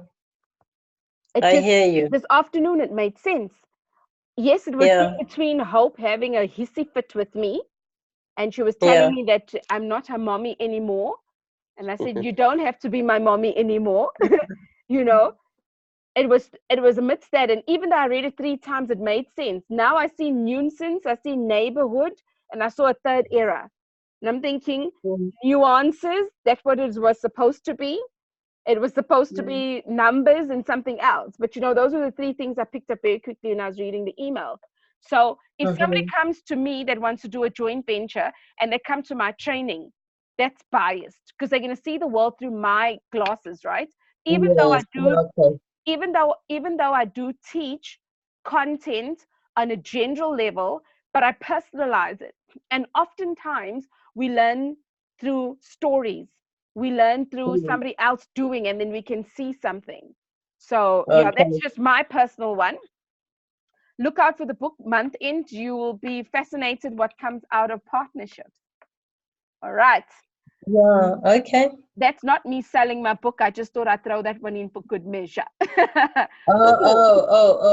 that JV book that you're doing. Yes, me and TJ are co-authoring that book. Okay, good. Cool. Good. We'll buy it. When is it coming? At the end of the month.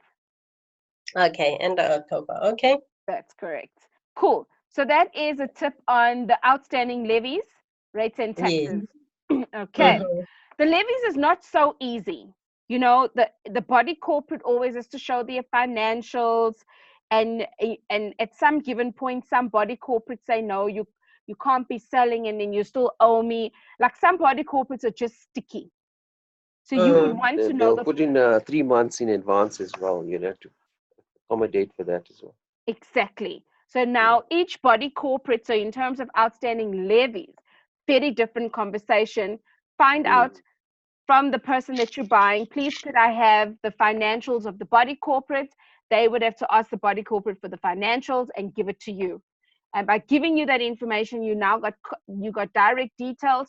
You call the body corporate, hi, I'm in the process of negotiating for house number X and so forth. I just want to understand the rules and regulations around levies, so that if it is something that you want to negotiate, if it is something that comes up that there's something, the fees are outstanding, it is a potential negotiating factor. All right. Okay. Cool. Now that is our buying cost. So very, very quickly, our buying costs, we've got 1.4 million for the house that Parishko was asking for. The loan to value, we went on the 80% general rule of thumb, which can be negotiated by the bank, which then means the bank is going to loan 1.120 and you need to have 280,000 in cash. In terms of the bond fees, transfer duty and fees, it is 80,000 because we've also just added in a bit of wiggle room to play with. Okay, sourcing fee will come at the end of running numbers. Renovation, we did a guesstimation of 50,000. And I'll tell you why I was asking for a guesstimation at the end of the process, because some things also make sense in context. So this, all in all, we were just talking about the buying costs. Now we're going to go into the holding costs. The holding costs mean when you've bought the property, the transfer is done onto your name. Right now, you are now liable for all the costs that come with that particular property. So the rates and taxes, Hamim, how much is it per month? It's about 800. Okay, so we'll say 800. Any sort of utility bills like electricity, water, anything? Well, according to her, the water and lights is about 2.5 a month. 2.5 a month. Yeah. Okay. So in terms of the rates and taxes, is that just the rates and taxes? Is that also with sewer and that's with sewage? Yeah, sewage, rates and taxes, and what's your other thing? The other thing. Levies. Yeah. No, levies is for not levies. title. No, not levies. Yeah. Cool. It's so as long as it's the bundled amount, and that's including or excluding VAT? That's including VAT. Okay, 100%. So now we're happy. Our holding cost generally is over 6 months. So you're going to find holding costs, you're going to find months, and you're going to find 6.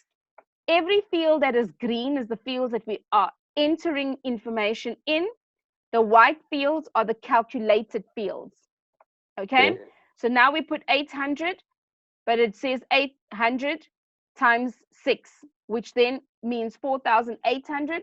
We do that over a 6-month period for holding costs, just in case there's some funny things that happen after transfer or somewhere along the line. It's before you get a tenant or whatever the case is, but 6 months is your rule of thumb. Your utilities, 2,500 per month. Over 6 months is 15,000. And there's a rule of thumb for insurance, how to calculate insurance. This is 1.4 million for the house. What I do as a rule of thumb is 250. You can either ask the real estate agents. This is what I didn't put here. 250 Rand per 500,000. So as a guide, I put 250 Rand per 500,000, meaning if I've got a place with 500,000, my insurance is potentially sitting around 250 Rand. If I've got it for 1 million, it's 500 Rand. So now I've got it for 1.54 million. It then is in the range of about 750 Rand. Again, remember, when we are investing, we are projecting forward with the digits that is closest to possible to project what we can get in the future. Okay? Some people, for example, will have their household content and under one insurance. They then discount somebody to something much less. Hamim and I spoke about that last week, because Hamim has got a number of things with the house insurance, and therefore he pays something a little cheaper. Okay. I just want to find out something. That's 24,300 Rand. It can be less than that. It doesn't have to be a figure that we can say is hard and fast rule that the investor is going to pay. Am I right? This is holding. It doesn't have to be 6 months. It can be less. It can be less. So, for example, on the 6 months, 6 months is what we play with, which is the general rule of thumb. If you're going to be doing a flip, it takes anything from 6 to 9 months. The exception to the rule could be 4 months or 5 months, right? So now, here's this. There are auctioneers that say to you, I can sell your house in 21 days. If you give me 10,000 Rand, I will put your house on auction. I've got a huge database, and in 21 days, the house is going to go.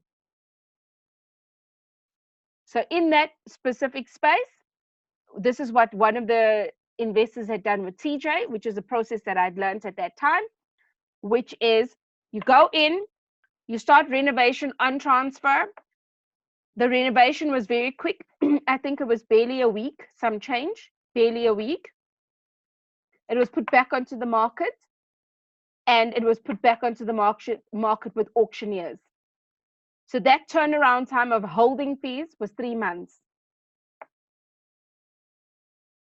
But transfer usually takes 3 months, doesn't it? 2 to 3 months. Okay. You always hear them saying 8 to 12 weeks. So now what I'm saying is they had gone in. So you can negotiate as an investor. Oh yes. Okay. You want immediate occupation. You want occupation on transfer. What does your occupation look like? Okay. Like one of my deals, I've got a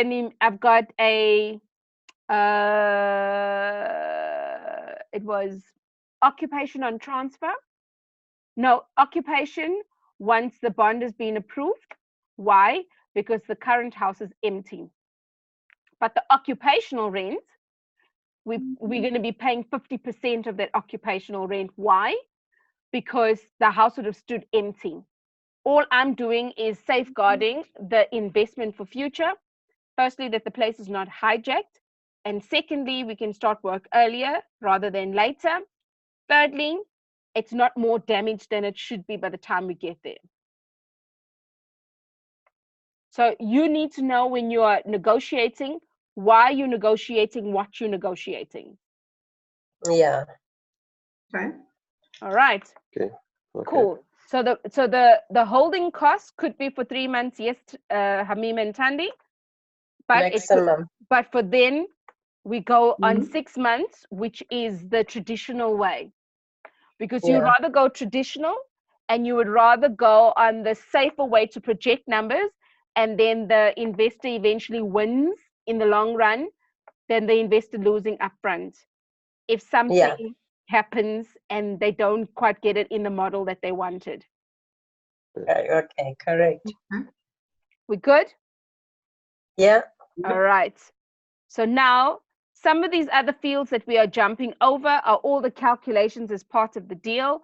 This is really what will be paid to the bank over the 6-month period and so forth. So at this point in time, the amount of money in the deal is 499,000, so 500,000. If you go on a bond option, if you go on a cash option, so for the money that you've got in this deal is 1.450. Okay. If you sell this as a flip, let's then say at average there could be a real estate agent's fee is at 5%. We'll put it in there now. It will do the calculation later when we've got a sales price in there. Okay? The sales price I will come to in a minute. I want to find out, is it a 3-bed, 2-bath? What is it? It's a 3-bedroom, 2-bathroom. Okay, so this is 3-bed, 2-bath. Is it a single family occupancy at the moment? Yes, single family. Okay, cool. And do you know how much? It's got a cottage as well, a granny flat. Is she letting out the cottage? Yes, she's letting it for 3.5 at the moment. Okay, so let's call that a cottage to the value of 3,500. There's just how many units? So this is the value. This is the rental amount. How many units? Yes. One of them. Yeah. Yes. So and I think the rent, she said she can get about 10 to 12,000 a month. Okay, so she's doing a guesstimation of 10 to 12,000 a month. We'll get to that particular amount and see if it's true shortly. Okay. So we've got that in as a rental option. And as you can see, the buy to rent, all you need to do is fill in this top information because the rest here is automatically completed. Now, for us to go and put the nail in the coffin, so to speak, there's a second tab at the bottom. Yes. So I want to make this disclaimer. This is how I choose to work out the market value. Okay. Some investors just go straight onto Lightstone and what Lightstone says. And I'll share with you in a moment. If we go to Property 24,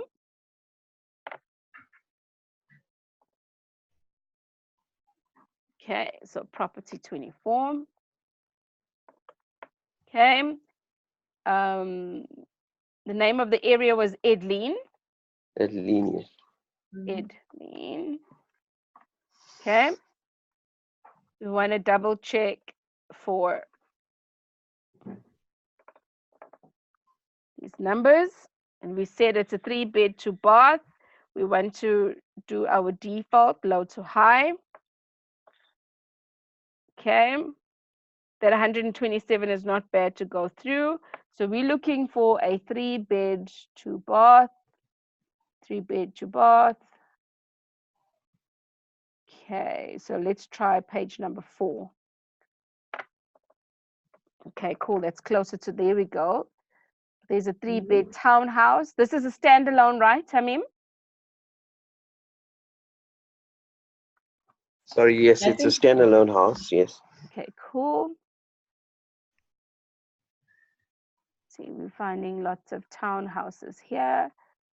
3-bedroom apartments. There we go. There's one There's there. a 3-bed, 2-bath, 1.2 million. Okay. Yeah, it's got a splash pool as well, so I don't know if that makes a difference. No, for sure, no problem. But this is where we're going to be doing the comparisons, right? And Okay. then we go back into oh, I am there already. So this is a 3-bed. There's another Yeah, but that's a 3-bed. complex. We're just looking at a single, Oh, I so mean, this a is, flat. you're right. Yeah, it must be a house. Here's a house here. Here's a house Okay. here. Apologies. Yes. I just saw that as one house. Yeah. Okay, cool. There's a 3-bedroom house. This house offers 3-bedroom, 2-bathroom. Yes. Awesome. This is actually quite close to your spec right and now. The one below as well, The one 1350. That is the same square meterage as well, 991. So that's the exact same one. Yeah. But it's not the same Wonderful. house. Yeah. Cool, no problem. So we're seeing that it's between 1.2 million, 1.250, 1.350. So then we're just going to go back to our Excel sheet. When we go here, we're then going to say 1.250, 1.350. And then we saw 4-bedroom, 1.350, 4-bedroom. There's 1.380. There's also 9.9. Okay. Yes, that's so also a similar one. Okay, so we're going to go and put in our 1.380. 80. Okay, so why are we doing this, Jen? We are doing this so that we can see what the market is asking for. Okay? What the market is asking for.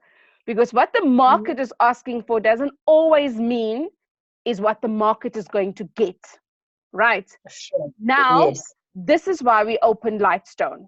Lightstone comes into play at this point in time. So let me,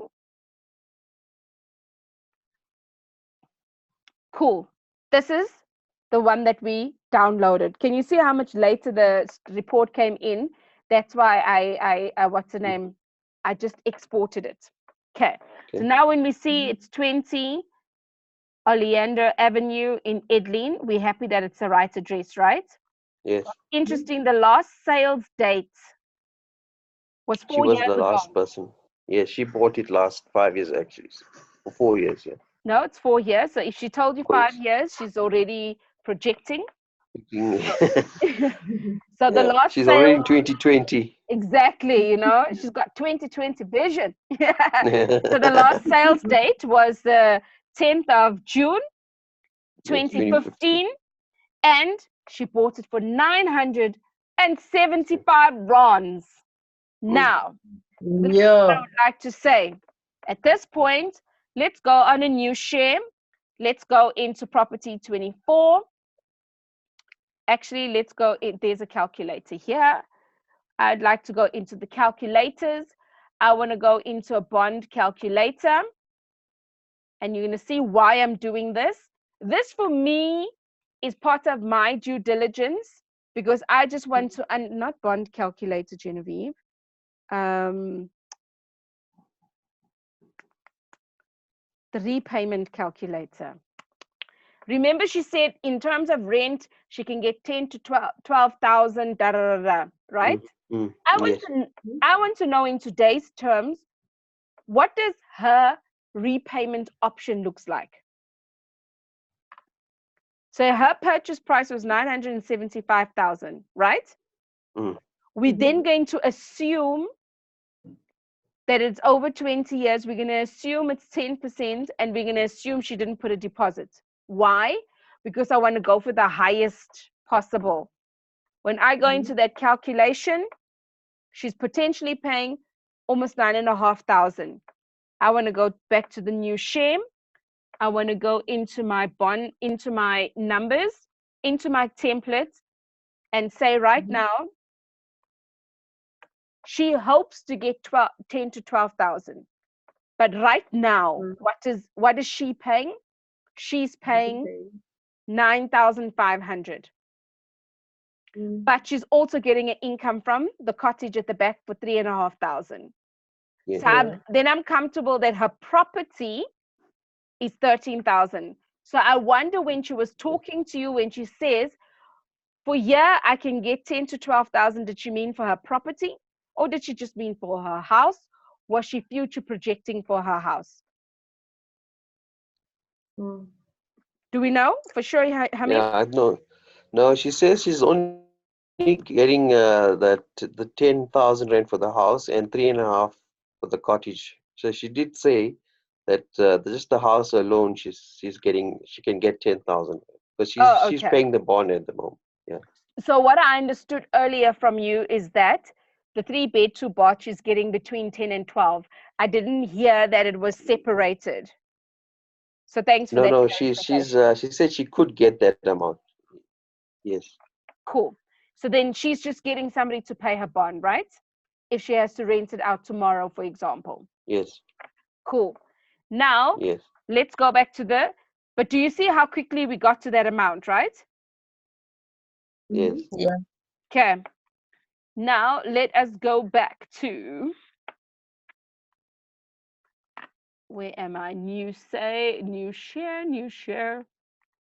Okay. So from there, the last sales price, we've then worked out the rental. We now know that Miss Naidu, or Mrs. Kutsia, born in 1989, she suddenly makes me feel like a very old lady. Born in 1989. So then, sorry. So what's the significance then of calculating the monthly bond and the rental? So the reason I did that is when Parishka was talking to Hamim, she said that she can get for the rental amount, if Hamim has to buy to rent, that she can get between 10 to 12,000. I'm saying if we really don't know what the rental is in that area, when I look at the sales price, I currently then want to look at the bond repayment. And then put that as a rental. But we're going to go back to that in a second as well. All right. Okay. Okay. So we can see that she's the only person that owns the place, right? Okay. Now there's the interesting part of Lightstone, which is called the comparable analysis. You'll see these little pins with the different numbers, right? All these different numbers is a reference to the address that is here. So as you can see, number 1, let's look for number 1 on here. Number 1 is down here. We are the X that is with the red. So number 6, number 1, number 3, number 5. These are the closest houses to us. That's 1. Yeah. Okay. So now if 1, 3, 5, and 6 is closest to us, let's see number 1. Is it 992? No, it's not 992 square meters. Hamim, you said it was 991, right? Yes. Because then up here, we will see that it's 991, 992. Okay, we see the verification, right? We're looking for a comparable to the house that we are analyzing. So we're looking for the size because you can see this is the address, the township, the portion number, the earth number, sales date, the registration date, the sales price, all these different things that are on top here. How many bed, how many bath, how many garage, and what's the size under roof. This number last, 6 you can see. Yeah. So this Number 6 is the closest one. We'll get there in a sec. So the Okay. last 4 options aren't always populated.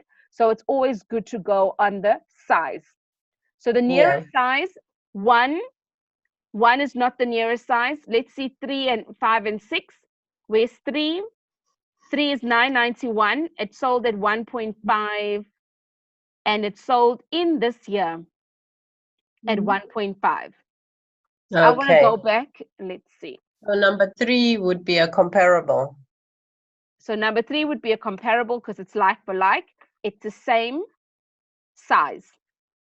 And it's the closest one. So remember, I looked at, this is us, that's X. What is number 6? What is number 1? What is number 3? What is number 5? Number 1 showed that it was bigger. So I don't really want to take 1 into consideration. I want to now take 3, 5, and 6 into consideration. 3 was the same size. Therefore, I took its price into the consideration. Number 5 is slightly smaller. I would want to consider it. Number 6 is in the same street, which is even better. And it's two doors away. Okay. And here it's also the same size, 1.350, and it was sold last year. So I want to go back to my sheet and say 1.350. Okay. And then I want to look again. What else? So that was 5. 6 is in the same street. I want to see the next one. See, the next ones are still too far. What's number 16? Is number 16? No, number 16. So now I'm okay to go with number 6, even though, number 6 we went with. Number 5, did we go with number 5? Oh, Jenna. Sorry. That was number 5 was smaller. It was a fraction smaller, like 20 square meters. So if you're going to find something like that, because here, number 4, where's number 4 on the map? Number 4 is very far from us. Yeah. I don't even see where's number 4. Number 4 is up here. Yeah. Sometimes, just with those streets, there are some things that are different. One of my deals, there is 1.2 kilometers. It is already worth 500,000 more. Yeah. Oh. Just 1.2 kilometers. So now I've learned whatever's close by to me, I want to use that as a comparable. Maybe I could use number 17. It's still closer. Number 17, Hawthorne. That's 883. 972 is not that big of an issue because it's also 3 bed, 2 bath. This one is even a double garage. Then I'm going to take 1.250. I'm going to go back to my Excel sheet. So now, this is where the drum roll comes in. The market is asking for, people are asking for their house at 1,250, 1,350, 1,380. And at the deeds office, it's around the same amount that is getting registered.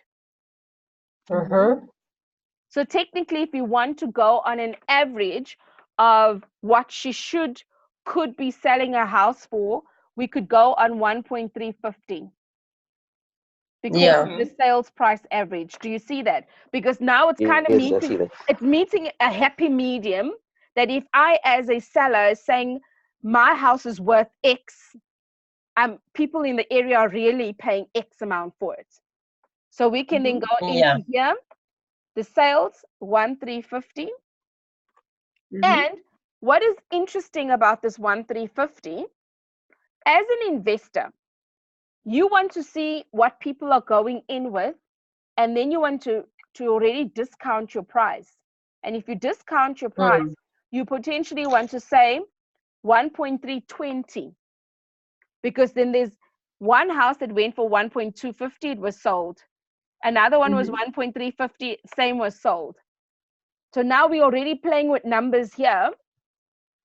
Maybe potentially you want to say 1.320 as an investor, because you go in quick and you come out quick. Okay? But let's leave it at the average of 1.350.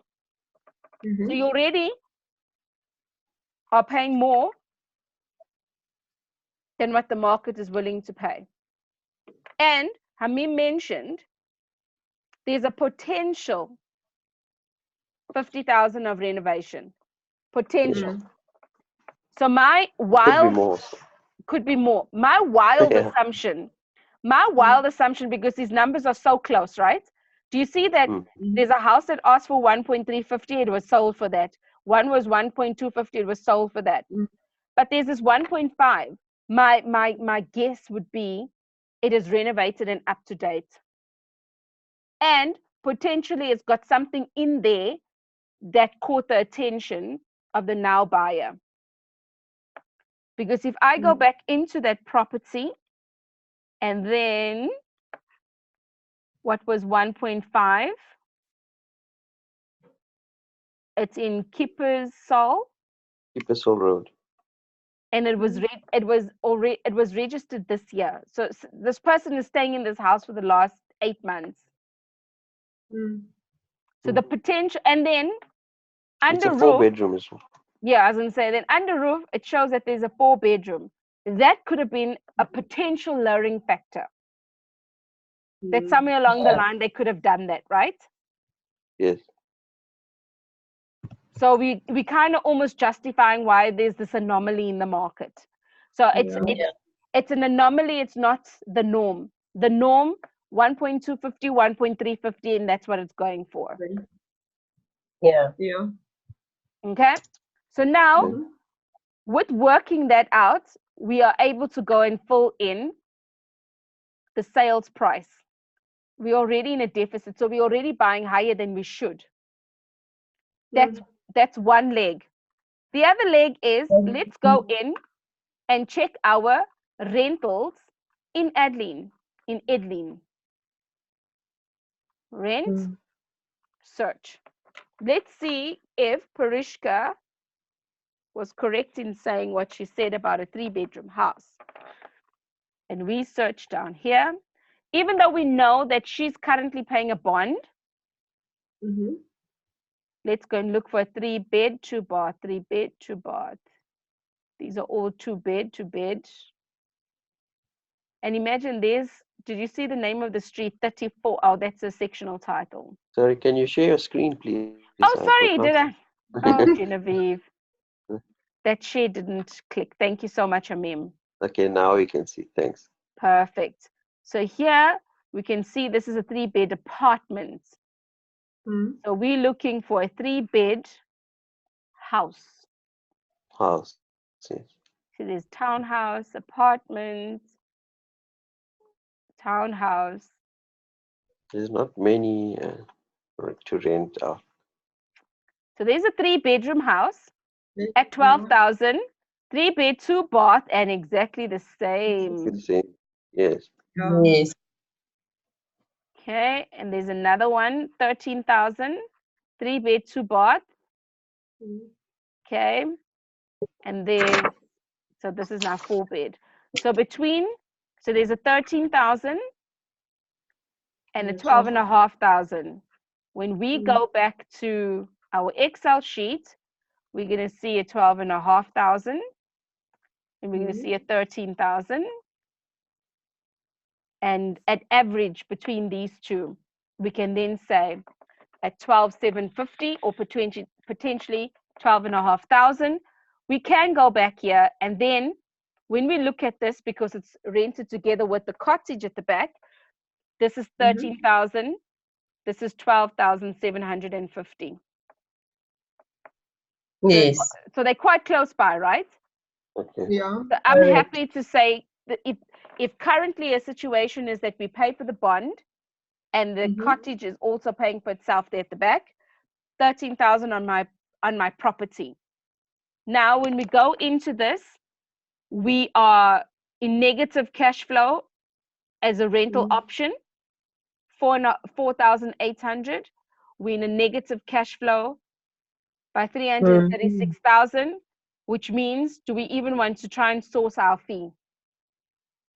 But say, for example, this was a good deal to source your fee, and source, and this was plus and not negative.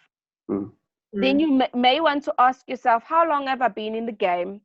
Is 10% of the purchase price or of the profit, is it really doable? But if I go here and I see that the profit on the flip is 336,000, could then potentially 10% of that as a sourcing fee be 30,000? Did I put enough work in to justify that? Could I then discount and say 25,000 Rand for this deal or 20,000 for this deal? How much work, time, effort, up and down, negotiation did you put? That's how I always go back to time. The 10% to 15% of purchase price or profits is a good guideline. So I could have said 10% of that 336. I would have then said 30,000. Is 30,000 doable? And then if you had put in 30,000, for example, and then you the 366 is what? Sorry, the 366 is what? I was saying, what if it wasn't a negative value? What if can we make the selling value? price 1.3 million? Say we brought it down to 1.3. Let's see what happens. It's the purchase price. Yeah. So let me take out the sourcing fee. It's still negative. Oh, still negative. Yeah, my guesstimation would be about 950.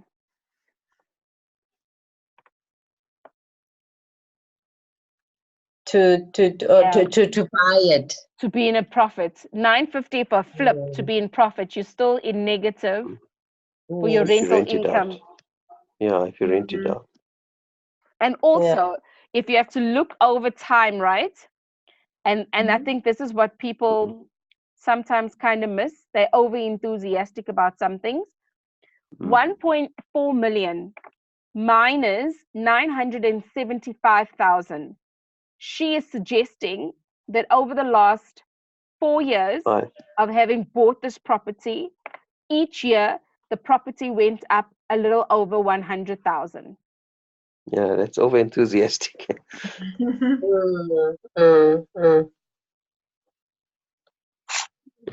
Yeah, so this is a dud deal then. But this is good practice, right? Because now you already know.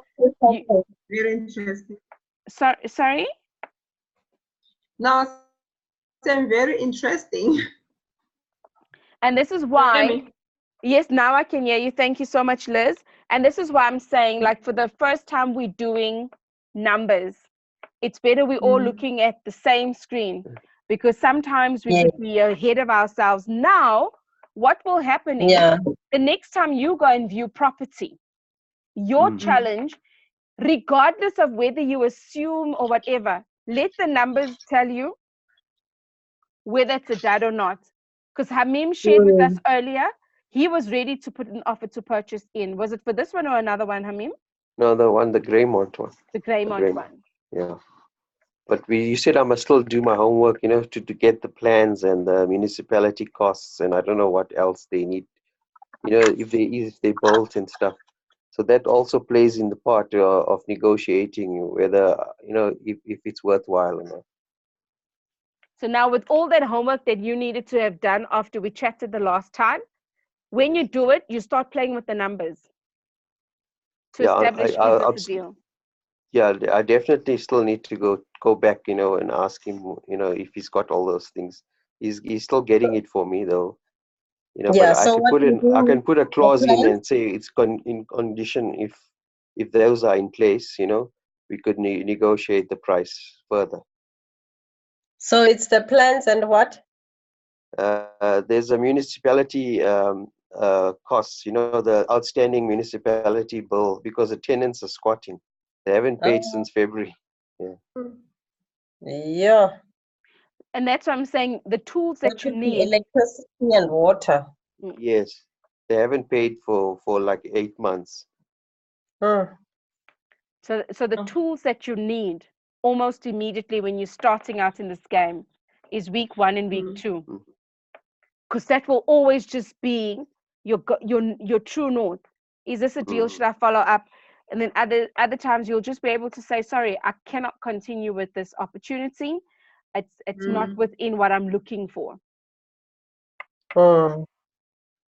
See, I could negotiate further and say, bring the price down and say, you know what, I'm going to be getting my own draftsman, my architect to fix the plans. So I'll pay for that. Then you bring the price down. And I could also say, okay, I'll pay the municipality rates and whatever's outstanding. You know, we'll work out on a figure and come to an agreement from there. Correct. Yeah, no. That is a must, eh? Yeah. The bills because are I know last year there was a ruling. They said that the previous owners are still liable.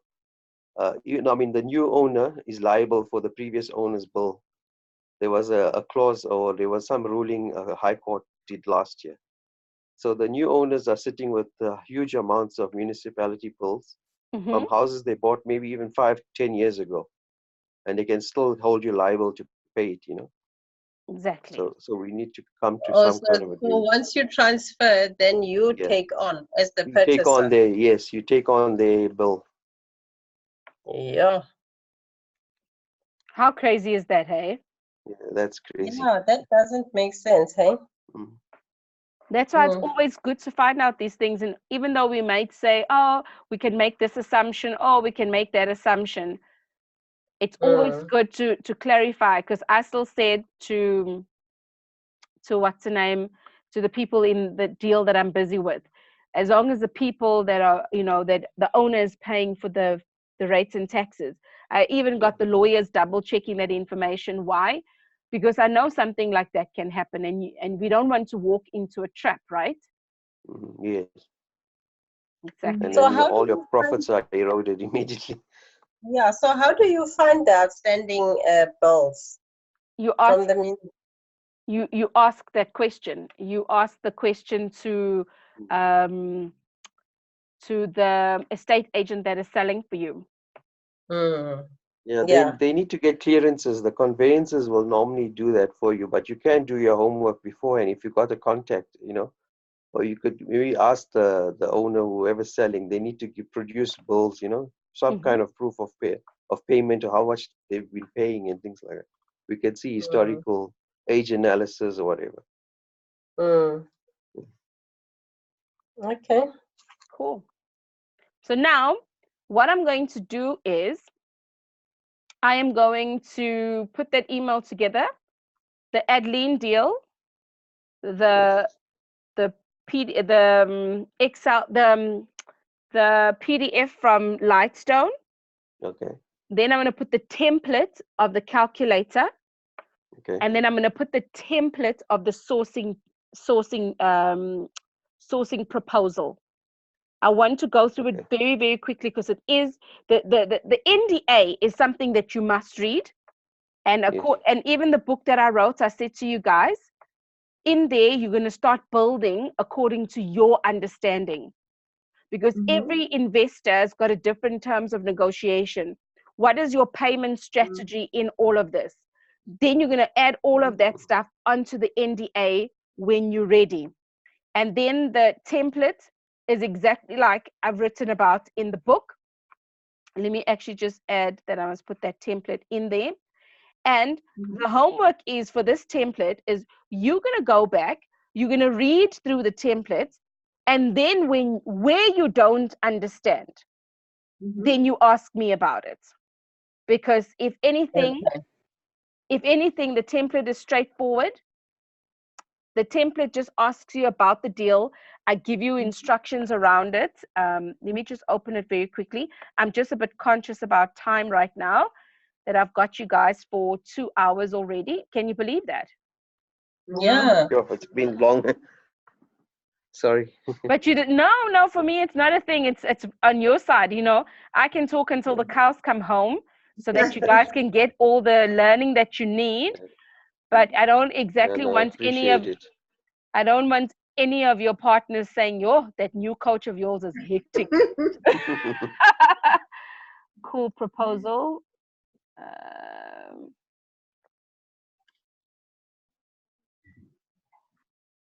Who dropped out and came back in? Let me see. Admit. It's me. It's me. Yeah. You, my sweetheart. I was just on the.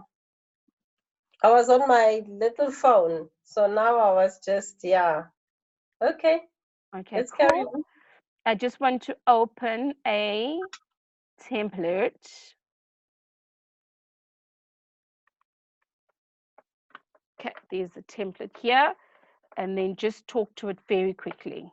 Very, very quickly, like very quickly. Share. So this is a deal that I've spoken to you guys about before. Okay. So here it says deal basics. Yeah.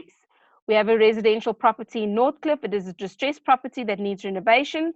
The asking price is 1,950. However, we have negotiated the sale for 1,550, cash or bond. The property is situated in a luxury suburb in Johannesburg. Then I give down the breakdown of what the property is all about. And then I say what's happening with the owner. The current owner is 85. Beatrice bought the house together with her daughter, Tanya. Tanya sadly has passed away. Why am I giving this information to share now forward that this is a deceased estate? Okay. Mm-hmm. And then I'm able to say Beatrice started offloading her properties that are not in good condition, as she cannot afford to upkeep of the property. Her current tenants have moved out in September, so occupation is currently flexible. What am I saying to the investor? If you're going to come in with your team and you're going to do magic like yesterday, the potential is there. Why? Because it's empty.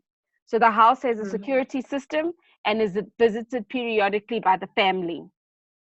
The primary strategy with the property is to renovate and sell, as there's a potential 31% ROI.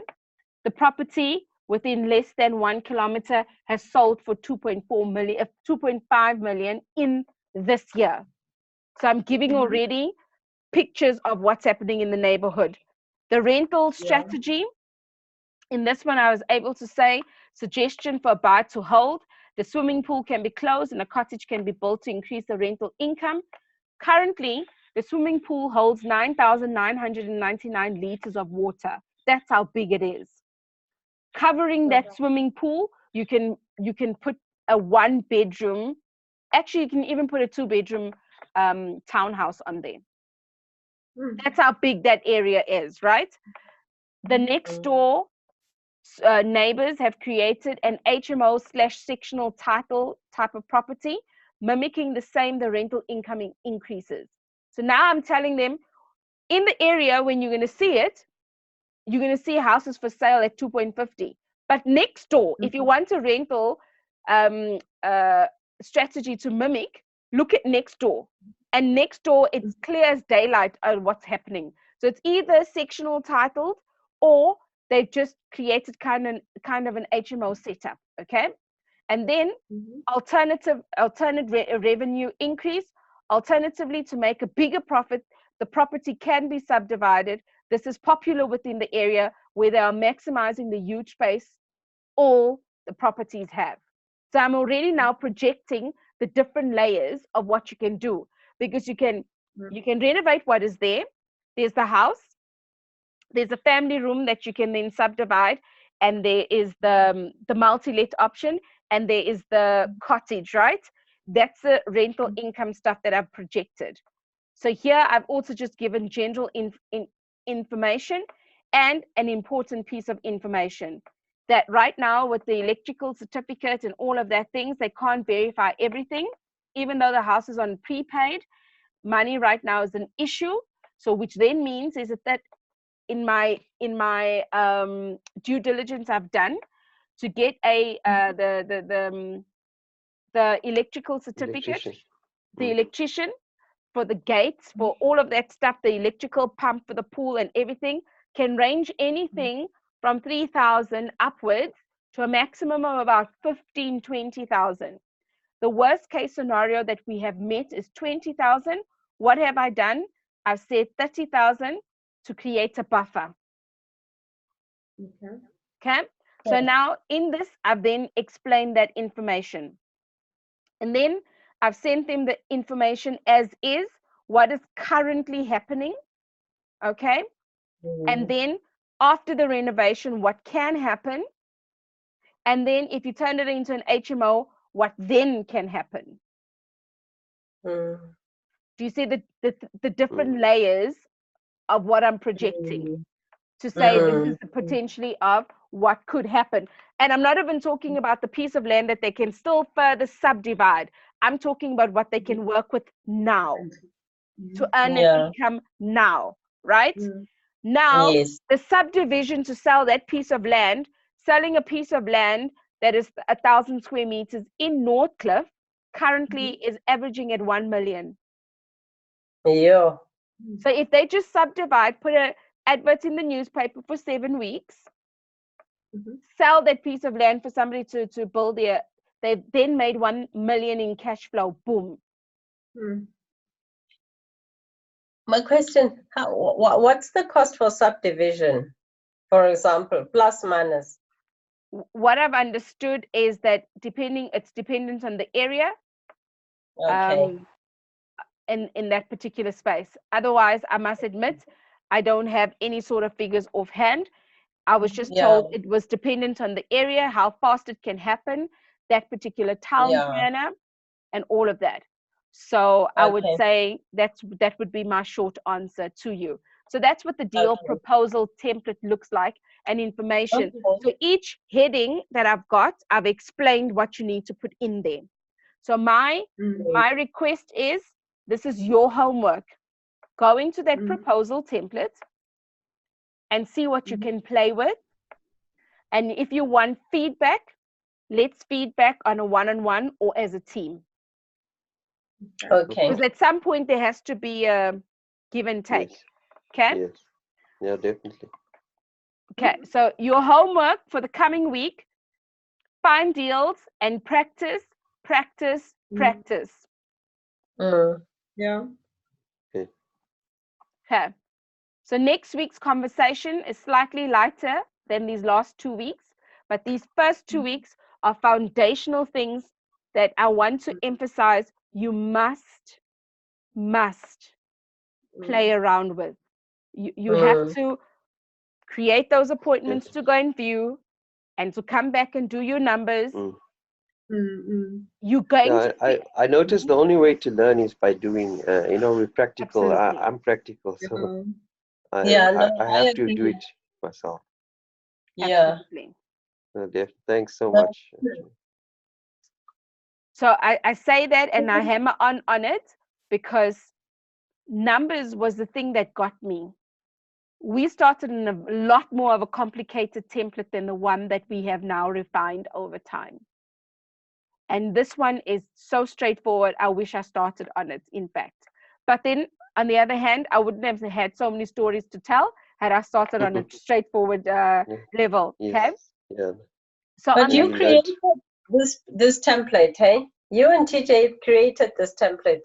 For most of it, yes. So some of the investors that we would speak to, we've got input from a lot of different avenues. Let's put it that way.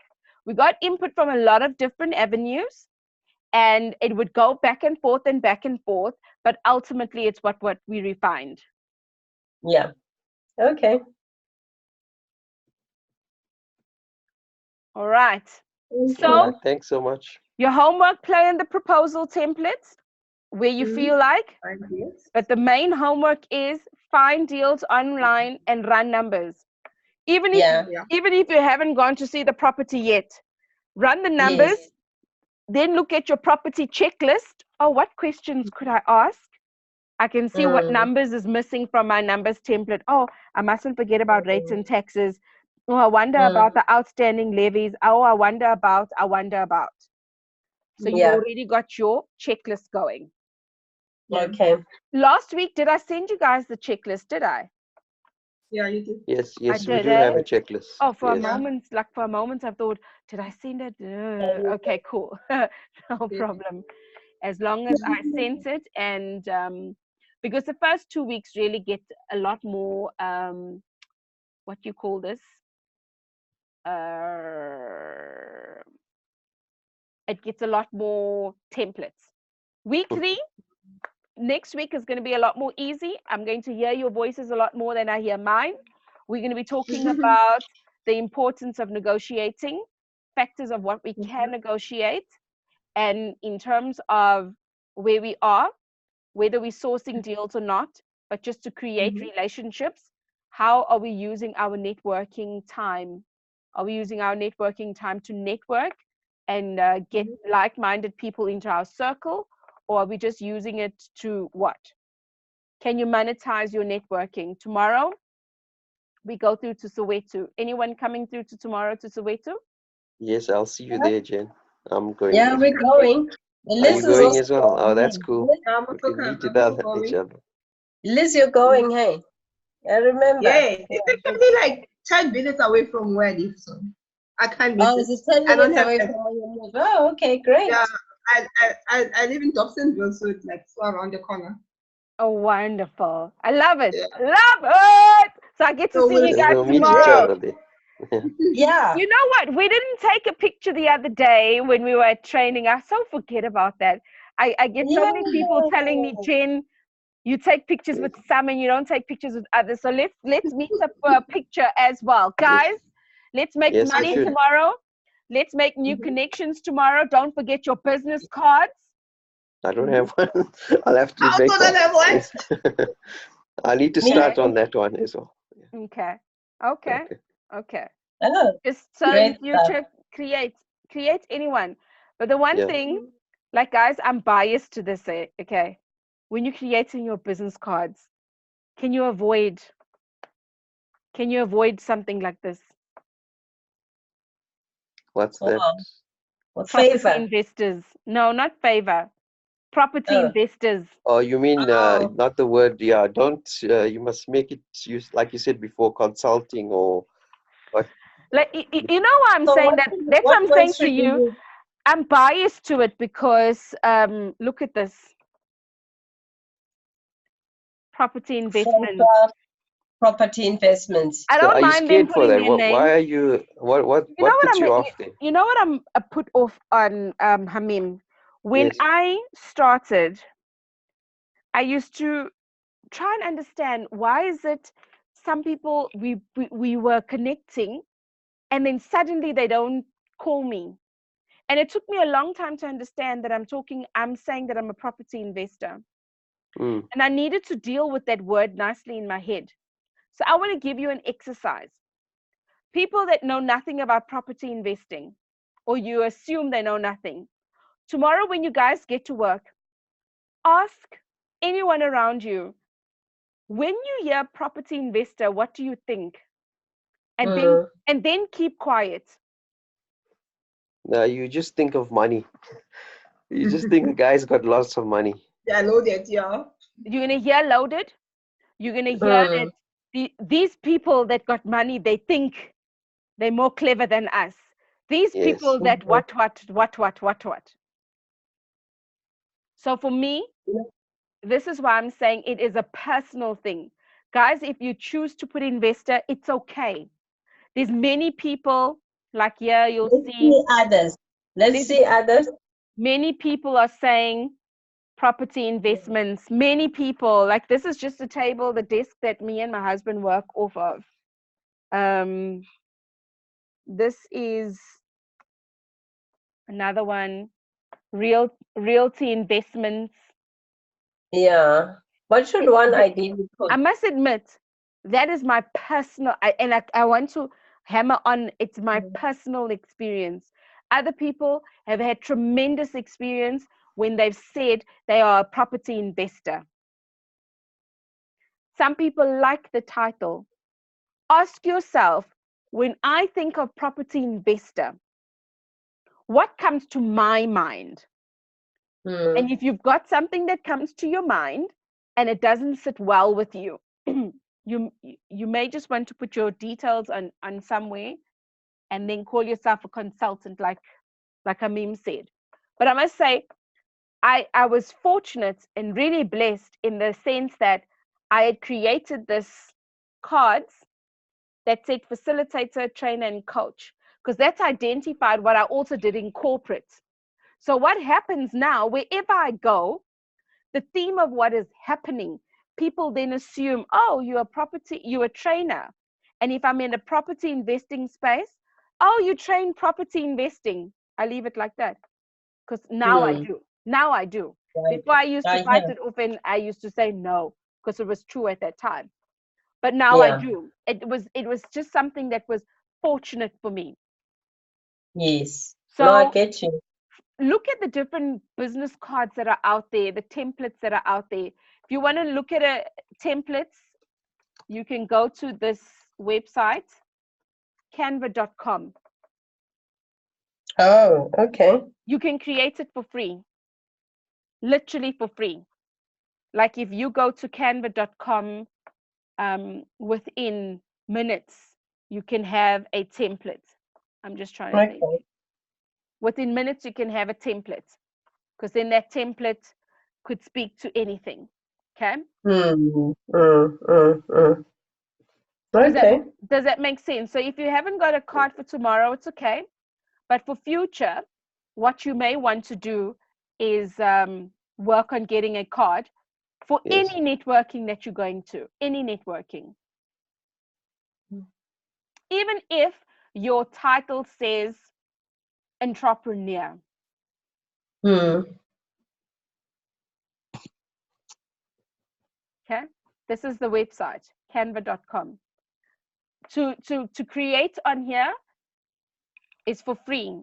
You can go in with the free 30-day and then pay afterwards. I am still on the free version since 2017. Okay. I'm on the free version. So they give you like a canvas so you can put your design, and then you go to a printer to print the cards. That's exactly what I did. Oh, okay. That's exactly what I did. So now, if you go email here, yourself the design. Business card. And then they will even give you your logo. They'll even give you templates, different ideas. You see, my internet connection has gone slow right now. Okay. This is why it's taking so long. The ones that I have. So here it says photography business, yoga business, music, DJ, catering, teacher, freelancer. Maybe you want to be a freelancer. Landscaping, these different business cards, black and white, vintage, cute, babysitting, fashion. Like, guys, we can go on forever here. Can you see that? Yeah. You can even have a construction business card. Then you say, okay, I want to see construction. Then they're going to give you a whole lot of different templates. Some of them. So you copy that onto this white space. Yeah, so now all you'll do is, for example, I'm clicking on this one. When I click on this one, it's free. Do you see this says free? Oh, yes. So in here, I could then be whatever I want to be. I don't even have to have this name here at the bottom. I could then just say, here, I could just say Genevieve Jack. Yeah. Okay. It's that simple. It's that simple. And then add new page to add your second, the back part of it. When you add the back part of it, here's the simple information you put in. Email. It mustn't be too busy. I think that's the key. Yeah, it needs to be simple. And I mean, think about this one. I chose construction, right? Yeah. There's buildings. And you got buildings in the back. Yes, real estate. Which No, is that's nice. good. That's a nice one, yeah. Do you see how quick you can get it? And you think, oh, what's my favorite color? When you click on that color, when you click here, this color bars come up. You click on that bar. No, blue is my Oh, favorite you can color. change it. The blue, you Okay. change it. No, actually, I want purple. No, actually, I want yellow. No, actually, I want whatever, right? When I come back here, I'm looking at blue now. I want blue. Blue suits me. I want blue as a theme. And Then how do you save it? Yeah. And then once you've completed the information, there's this download button. When I click on download, it will tell me what I want to do. And then if you say, PDF, you know what, actually, I just want the high quality image. I want small file. I want PDF to print. This is high quality multi-document. It's suggesting that. I click on that. Yes, I'm happy. I want both pages. It's going to download into my downloads. And then you're going to find a printing company. Here it's down. Can you see that it's downloading here? Yes. I now go into my downloads. Do you see my downloads? Yeah. Okay, let me move this here. I click on downloads. I click on this. File.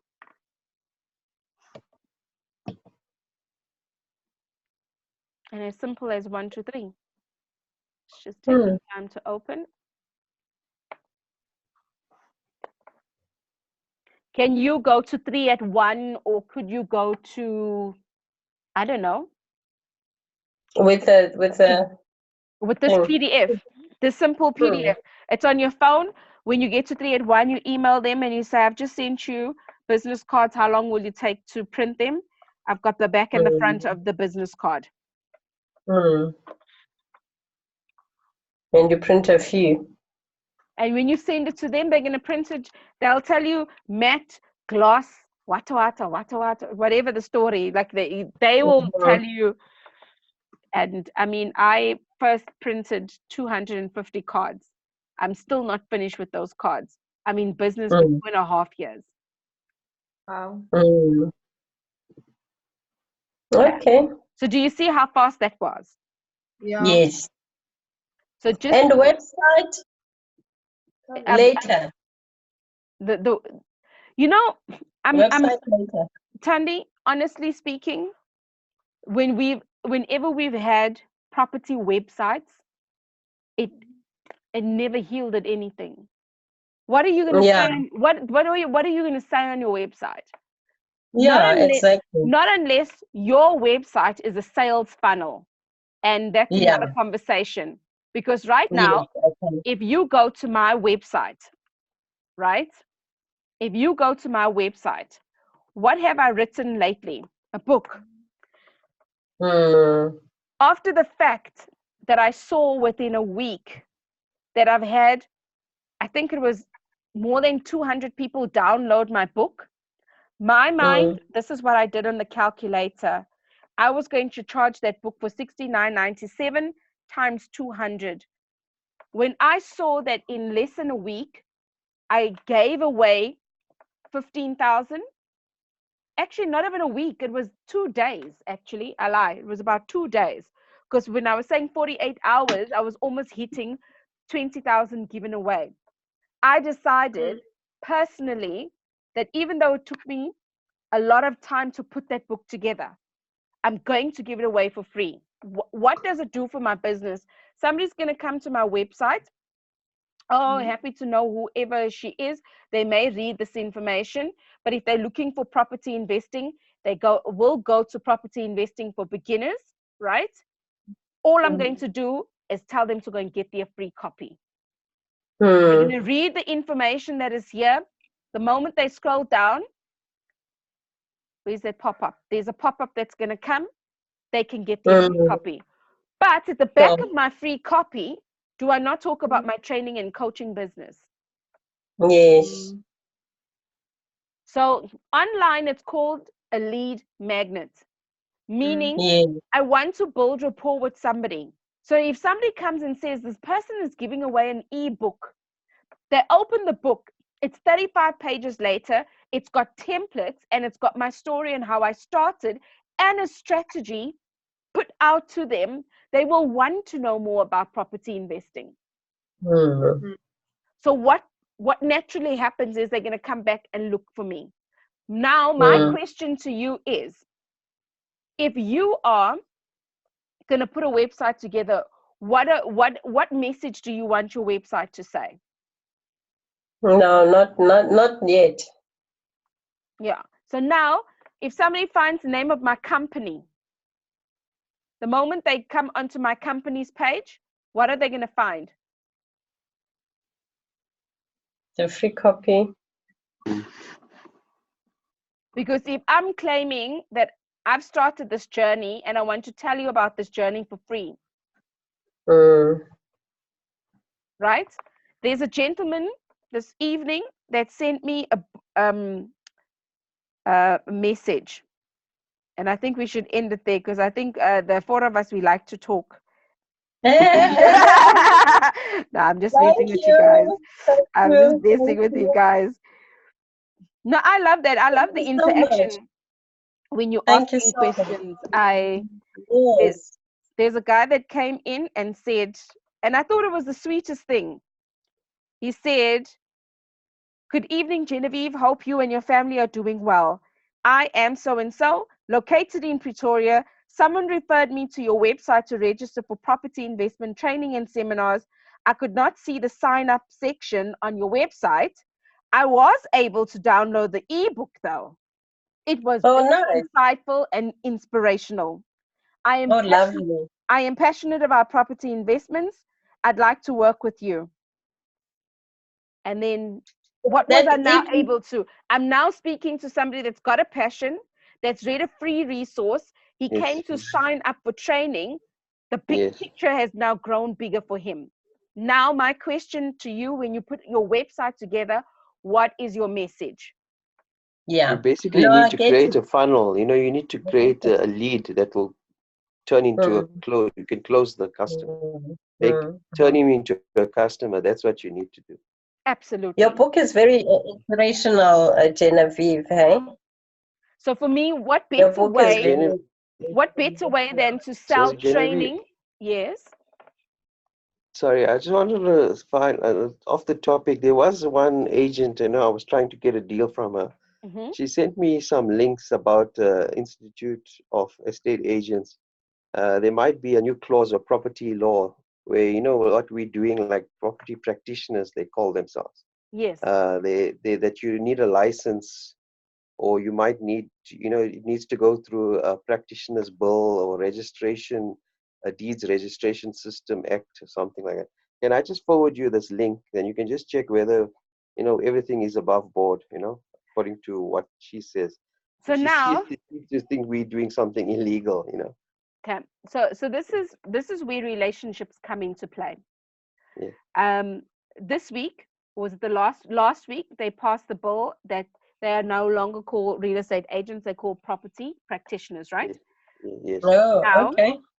Now in this, when I've signed the first OTP, remember guys, I've shared with you up until this point, I've always had a relationship bill based. Yep. When I sold a deal to the investor, I've taken the investor with me to the seller, and the investor was the one that signed the offer to purchase. Right. The whole step of the way, the investor and me would talk. Why? Because of the negotiations that I had done. And I would always say to the estate agent that I'm acting on behalf of the company that I'm with. But this is even if you sign the OTP, you're not signing your name. Are you signing your name or the investor's name? So this is where I'm going to. All this time, I've been with the investor. This year is the first time I've signed my details. However, the OTP says purchaser or on behalf of the purchaser.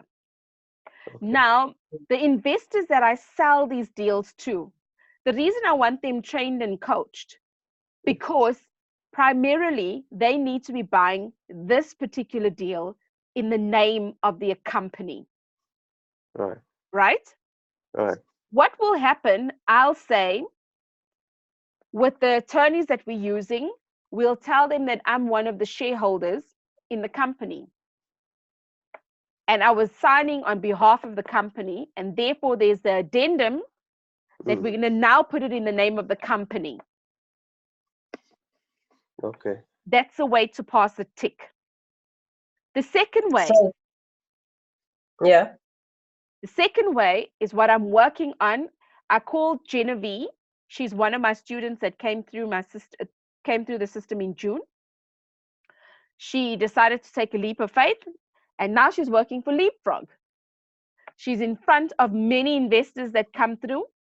Some of the investors are now talking about deals, and Genevieve says, I know exactly what you're talking to.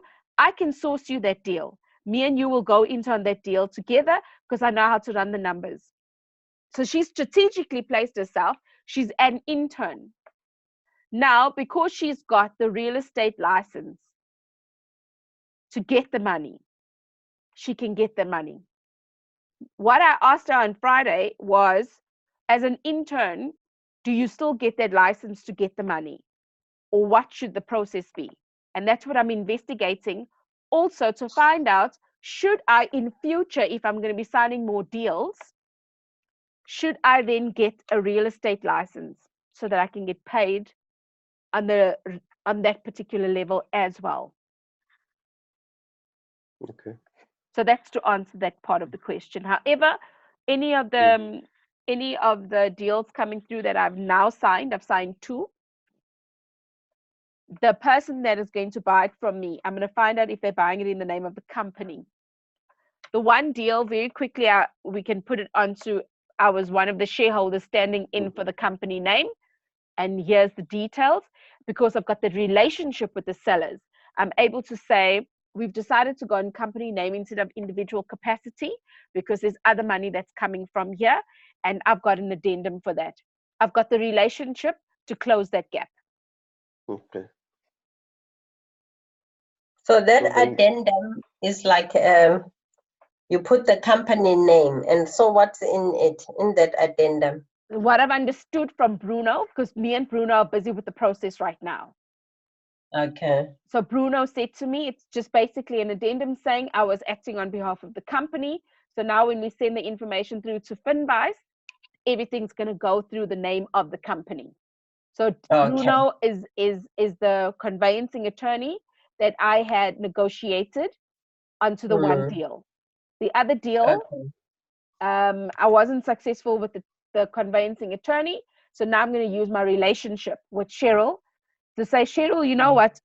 You know how I was up and down creating pockets of money for this particular investment.